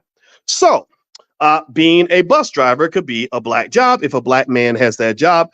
Being a surgeon could be a Black job if a Black woman has that job. Being a nurse could be a Black job if a Black man has that job. Being a hostess at a restaurant can be a Black job, right? So any job owned or possessed by a Black person, because you don't own your job, by the way, your boss owns your job. Let's make sure you're clear about that. You're renting your job, or you're renting yourself to the job, however you want to look at it, but that's not yours, right? So when you die at your desk because they worked you into an early grave, they're going to replace you within a week and forget that you were ever there. So just make sure you understand that you don't own the job. You can't pass the job to your children. The best thing you can do for your children is put in a good word for the child and hopefully get the boss to draft your child, just like Bronny James got drafted by the Lakers because their father had put in years of good service for the company. All right. So whereas the owner of the Lakers doesn't have to ask anybody's permission if he wants to draft his son, when the owner of the Lakers drafted his children to come and work for the organization, he didn't have to ask for shit. He didn't have to go ask for anybody's permission. He didn't have to hope that the boss decided that he did a good enough job, that he's going to put in a good word for him and he's going to give him an opportunity. No, the owner of the Lakers, Jerry Buss, I believe that was his name. The owner of the Lakers, when he wanted to hire his children, he said, I'm hiring my children, right? So this is why, if you want to know why I'm a big advocate for Black-owned businesses, because I need you to know the difference between having a good business and having a good job. A lot of us will put a ton of energy into getting a good job and keeping a good job, but we won't put the same amount of energy into starting a good business and building a good business and keeping a good business, because that requires too much work.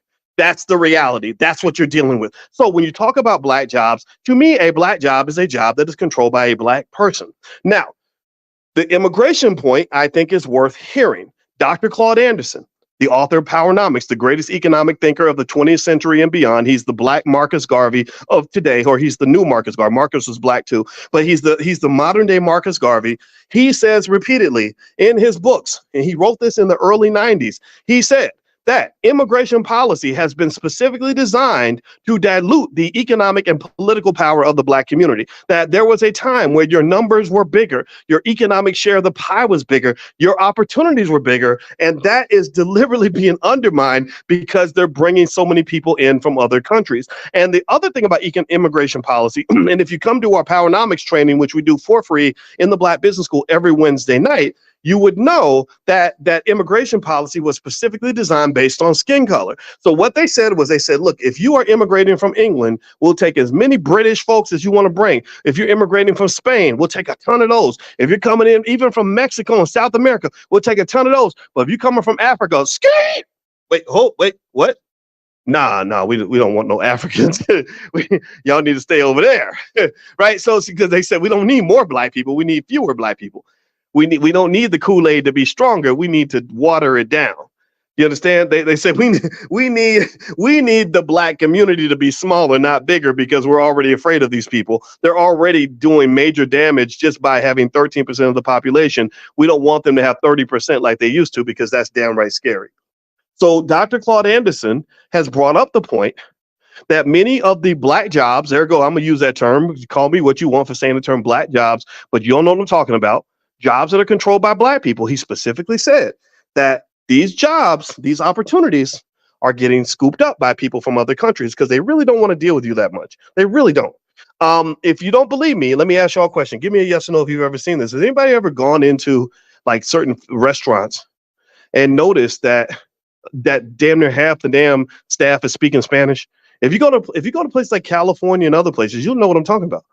Has anybody ever noticed in your neighborhoods, like I see this in Chicago, construction sites where 40 years ago there would have been a bunch of black guys working on the construction project, but there are no black men over there. There are no black people over there. Has anybody noticed that? I know I see it. I see it all the time. I see it all the time. So when you talk about that immigration issue, and you tell me somehow that having an endless flood of people from other countries coming into the U.S. is good for the black community, I'll tell you a damn lie. Y'all should know in Chicago right now, shout out to the black folks in Chicago. Black people in Chicago have been protesting the black mayor like crazy. They have been saying, you are bringing all these people in, giving them resources you never gave us. We've been begging for resources and we can't get a nickel, but you're going to pump millions of dollars into people who just got here. And then you're putting them in our neighborhoods. They're taking up space in our community and getting stuff that we've never got. So that to me is a point worth considering. I don't care who says it. I wish Biden and Trump would say it. But perhaps the reason Trump is gaining leeway in the black community is because he is talking about it. I don't know if he's going to do anything about it, though. I don't know if I don't really think he's going to be an asset to the community. I think that if you want real power, you're going to have to fight for it. If you want real power, you're going to have to plan for it. If you want real power, you're going to have to build for it. If you don't build for it, fight for it, and plan for it, then you will not have it. No politician is going to give that to you. No Democrat's going to deliver that for you. No Republican is going to deliver that for you. Even the independent candidates ain't really going to deliver that for you. You have to deliver that for you. So this is my position. So when you talk about the term black jobs, I would say there's two major ways to look at that. There are jobs that typically black people have more access to in our society. It's a racist society. So there are certain jobs that they don't want you to have. There's certain places they don't want you necessarily being the boss. This is why black-owned businesses are so important, because in my company, every job is a black job. In my organization, I have the ability to engage in whatever amount of nepotism or whatever you want to call it that I want, and I don't have to ask my boss's permission. I don't make as much money as LeBron James, but if I want my child to play on the same team as me, I don't have to go ask Jerry Buss if it's okay for me to do right by my child. I don't have to do that. And so to me, I think that one thing that's missing from our community that we have to really consider is pride. Pride is deeper than money. You can have $0 in your pocket and have $1 billion worth of pride. Pride might mean that you say, you know what, even if I can't build $1 billion company like you, I'm going to build my little $50,000 company and I'm going to make plans to grow it into $1 billion within a generation or two. Your pride means that even if you tell me that the only options I have on this earth are Democrat or Republican, that I can either be treated like a slave or be treated like a super slave, I'm not taking either one of those options because I'm too proud to allow you to get me to live on my knees. Pride means that we embrace the things that we need to embrace in order to build the community that we want. It means that we embrace the educational excellence necessary and the skills appropriate for the building of a community, so that when somebody defines what is a black job and what is a white job, It won't be me hoping that white people agree with me in my interpretation of what a black job should be. That my child will not have to just say, well, mama, I can't get a certain kind of job because, the white man ain't hiring and the white man won't decide that he want to give me an opportunity. See, your children need to be taught to create opportunities. What makes their kids better than your kids? What makes their people better than your people? It's attitude. It is belief in yourself. It is your commitment to developing infrastructure that's going to allow you to be able to shape the narrative that you want your life to have. I get deeply offended by this whole idea that everything that we want to do got to come down to whether or not we can convince white folks that it's the right move to make. I don't want to go. I don't like, I get, there's a whole industry of these anti-racist speakers that literally all they do is, I'm not making fun of you. If you're in this category, please don't think I'm making fun of you. Keep doing your job. I hope you make $1 billion at it. But one thing they do is they do a job. This is a black job. Here you go. Here's a black job for you. Their black job is to go to all these white universities and talk to crowds full of white people and convince white people to stop being so mean to black people. That's their job. That's a black job. White people can rarely get that job. But then again, if they do take the job, they tend to get treated like superstars. Like they got Tim, what's his face? I forgot his name, Tim something. And he goes around and he talks about how terrible white people are and how black people are always perfect and whatever. And they love him for it. Well, that's not a black job I want. My job as a black man is not to convince a white man to like me. My job as a black man is not to convince white people that I'm worthy. My job as a black man is not to convince white folks that I am safe and decent. I know I'm safe and decent. My wife and daughters and my son, they know I'm safe and decent. Y'all know I'm safe and decent. My job is not to go and convince people who have been oppressing me or trying to oppress my people for a very long time. My job is not to convince my oppressor of anything. And one of the things that I think you have to understand is that you will box yourself into a trap if you believe that the only way for black people to have advancement in this society is to convince white people to allow us to have it. If you believe that the only path to liberation for black people is by getting white folks to be nicer to you, then I feel sorry for you because you're never going to go as far as you want to go. You'll only go as far as they want you to go. And let me tell you like this, I'm not going to just go as far as they want me to go.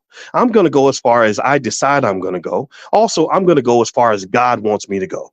So just like I spoke to you guys the other day, we talked in class and I talked about knowing the difference between your plan, God's plan, and Massa's plan. See, Massa had a plan for you. Massa said, I'm going to give you the black job. Massa said, I'm going to give you the black experience. Massa said, I'm going to give you the black culture. And then you're going to spend your whole life muddled, swimming in the mud, living in the dirt, starting from the bottom. Now you're here. Hoping and praying, stressing out, begging for opportunities, sad when they don't come, like crying and over microaggressions and mistreatment, and constantly feeling bad about life because somebody else is deciding whether you even have the right to be happy. Fuck that. Nobody has the right to decide if you're going to be happy and fulfilled. But that's Massa's plan. I'm going to keep these Negroes in a fishbowl and make sure that I decide what options they're going to have. I decide if they get to have a good day or a bad day. I decide if they're going to be successful or not successful. I decide if they're going to have high self-esteem or low self-esteem. That is nonsense. Who told you that that's the right way to live? That's Massa's plan. And then if you're strong and you have some consciousness about you, you'll say, no, I'm not living by Massa's plan. I'm going to go with my plan. My plan is I'm going to decide what a black job is versus a white job. My plan is I'm going to be successful whether you like it or not. My plan is I'm going to get educated. My plan is I'm going to take care of my family. My plan is I'm going to be economically intelligent. My plan is that I'm going to prepare for the future. My plan is I'm going to build generational wealth. And I think that's a great step forward. Congratulations to all of you who have moved past Massa's plan to get to your plan. But I'm going to take it to another level of consciousness. And I'm going to do this real quick because my wife is waiting for me and she's being very patient. I appreciate that. Shout out to the black women who are patient with crazy black men like me. Without y'all, we can't be nothing. But there's another level to that. And I learned this through time. Remember, I'm 53 years young, so I'm not a kid no more, but I ain't Joe Biden age, but I'm not a kid. So I've learned a few things. So the next level I realize is that even my plan is not adequate. My plan is not the plan. The plan is God's plan. And what I learned through life as I fought my battles with racism, and I think I did okay. Wasn't no white man gonna hold me down. Wasn't nobody gonna make me feel oppressed. I was raised by Larry Watkins. He was a Vietnam veteran and who's killed people. He did not raise me to be no punk. So I ain't scared of racist white folks. I ain't scared of ignorant black folks. Never been scared. Never scared. But here's the thing. So even as I won these battles, I found out that there was a plan that was even bigger for me. I realized that my racial trauma, my experience as a black man growing up in Louisville, Kentucky, like Muhammad Ali, we both grew up in Louisville. My experience led me to even not see what my potential was. Even I didn't know what I was capable of accomplishing. So what happened was I realized I said, "Oh my God, God sees a bigger vision for me than I even see for myself." And so as that vision started to unfold, I started to realize that as much as I know, and I have a lot of education, I went to school a long time. To get a PhD, you got to take damn near every single class at the university. And I got my PhD over 20 something years ago, and I probably know 3 times more than I did when I finished my doctorate. So I've learned a lot. But the biggest thing I learned over time is how little I actually know. The biggest thing I learned over time was that connecting to God and really, really understanding what the potential was for all of us and knowing what God's plan is, or even trying to understand it or accept it as it unfolds, that's really the key to power. Because the power of God or the universe or whatever you want to call it, that's an infinite kind of power that man cannot control. Man cannot stop that. And I'm not saying this to be religious with you. I don't even go to church, to be honest with you, but I'm very spiritual. So I think that the strength of black people is that we are very spiritual people. And to me, when you allow your spirit to be deflated because you are scared of a racist, you are scared of some ignorant people that don't want to see you fly. To me, that is disconnecting from God. That is you disconnecting from what your purpose is. The greatest strength you have is that you are spiritual, and sometimes you got to operate on faith. That means, what does that mean? Let's translate that to real life. That means that you got to build that business sometimes on faith. Dude, I'm gonna do my best. I'm gonna learn as much as I can. I may not succeed, but I'm gonna still go hard. Sometimes you got to move forward based on intuition. You got to say, you know what? I know you're telling me that if this guy gets elected and I don't vote for this person, that bad things are going to happen. But you know what? My instincts are telling me that this is still not the right move for me. So I'm going to still move on faith. Maybe spiritually, being spiritually strong also means the ability to really try to see a vision for yourself and your family that is not limited by what is you see around you. It's not limited by your past. It's not limited by your condition. It's not limited by what people say you can and cannot do. There is no limit. When you really connect to that God level power, I don't think you can be stopped. So if you want to know who you're listening to every morning when I wake up, I would say you're probably listening to a man of God, but not so much in a way that says I'm perfect, not in a way that says I'm the guy you're going to see sitting next to you in church, but you're really talking to a man who literally every day when I get up and talk to you, I open my mouth and I say, let me see what God tells me to say. And I'm just going to say it, and I'm going to say it without fear. I'm moving forward without fear. And I think that if we move forward without fear, you won't fall for all this Democrat Republican nonsense. You won't get caught up in what a white man has to say about you. You won't feel like your whole destiny and all your potential is put in some sort of bottle that was shaped by your oppressor. You'll know that the sky is the limit for anybody who truly moves forward on faith. So that's what I believe. That's what I think. So when you talk to me about black jobs versus white jobs, there's different ways to talk about that term and what that might mean. And certainly black economics is critically important. But I just encourage you, let go of the low self-esteem, low vibrational thinking. Let go of this whole idea of us operating in fear and operating under the expectation that we're going to be oppressed. Let's move forward by expecting the best of ourselves. Again, every time you get mad because a white man tells you got to take the black job over the white job, the question is you got to say, well, who's creating the damn jobs? Who's the job creator? I don't want to be the job seeker. I want to be the job creator. I don't want my children limited in a world where they believe, well, there's black jobs and there's white jobs. And Mr. Charlie going to decide who gets the black job and who get the white job because he a Democrat and we the Democrats and the Republicans. I don't want my kids living in that world. I want my kids knowing that any job is a black job if they want it to be.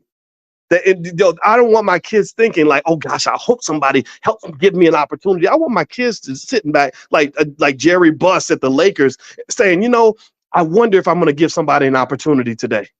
So this is a mindset. This does not have to do with how much wealth you have. It does not have to do with how long you went to school. Sometimes going to school too long can limit your thinking. Sometimes having wealth can make you just into a bigger slave.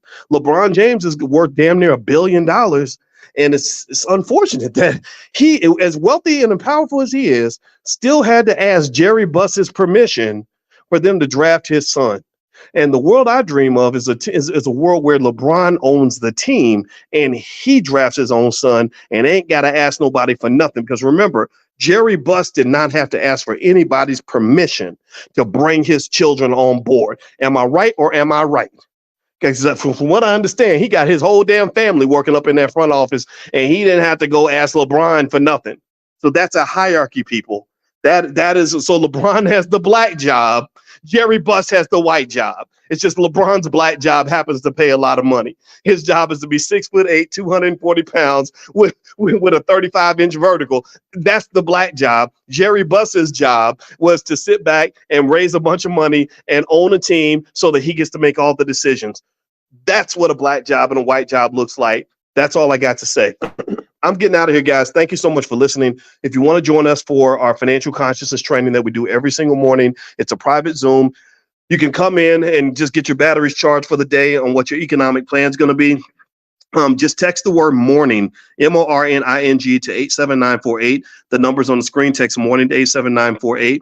Also, this podcast is on Spotify. I have other podcasts on Spotify. One is called Dr. Boyce Daily Stock Market, where I give regular updates on the stock market. I let you know stocks that I like, stocks that I'm buying, things like that. And in addition to that, last but not least, I hope you will join us at the All Black National Convention.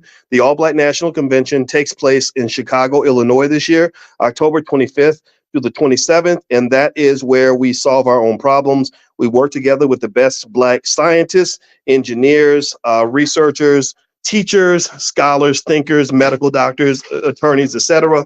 And we solve our own problems. So if you are into that kind of thing and you want to be in a space where the energy is very, very positive, join us in Chicago. You can go to allblacknationalconvention.com. That's allblacknationalconvention.com. Brother Nuri Muhammad is our keynote speaker this year, along with Lamar Tyler, who is the Black millionaire maker. And we also have lots of therapists that are coming, lots of professionals from all different backgrounds, real estate experts, crypto experts, stock market investing experts. Constance Carter, who's a real estate genius, is going to be there. So we're going to have a lot of great people there. So I hope you'll join us. Just go to allblacknationalconvention.com. You can learn more.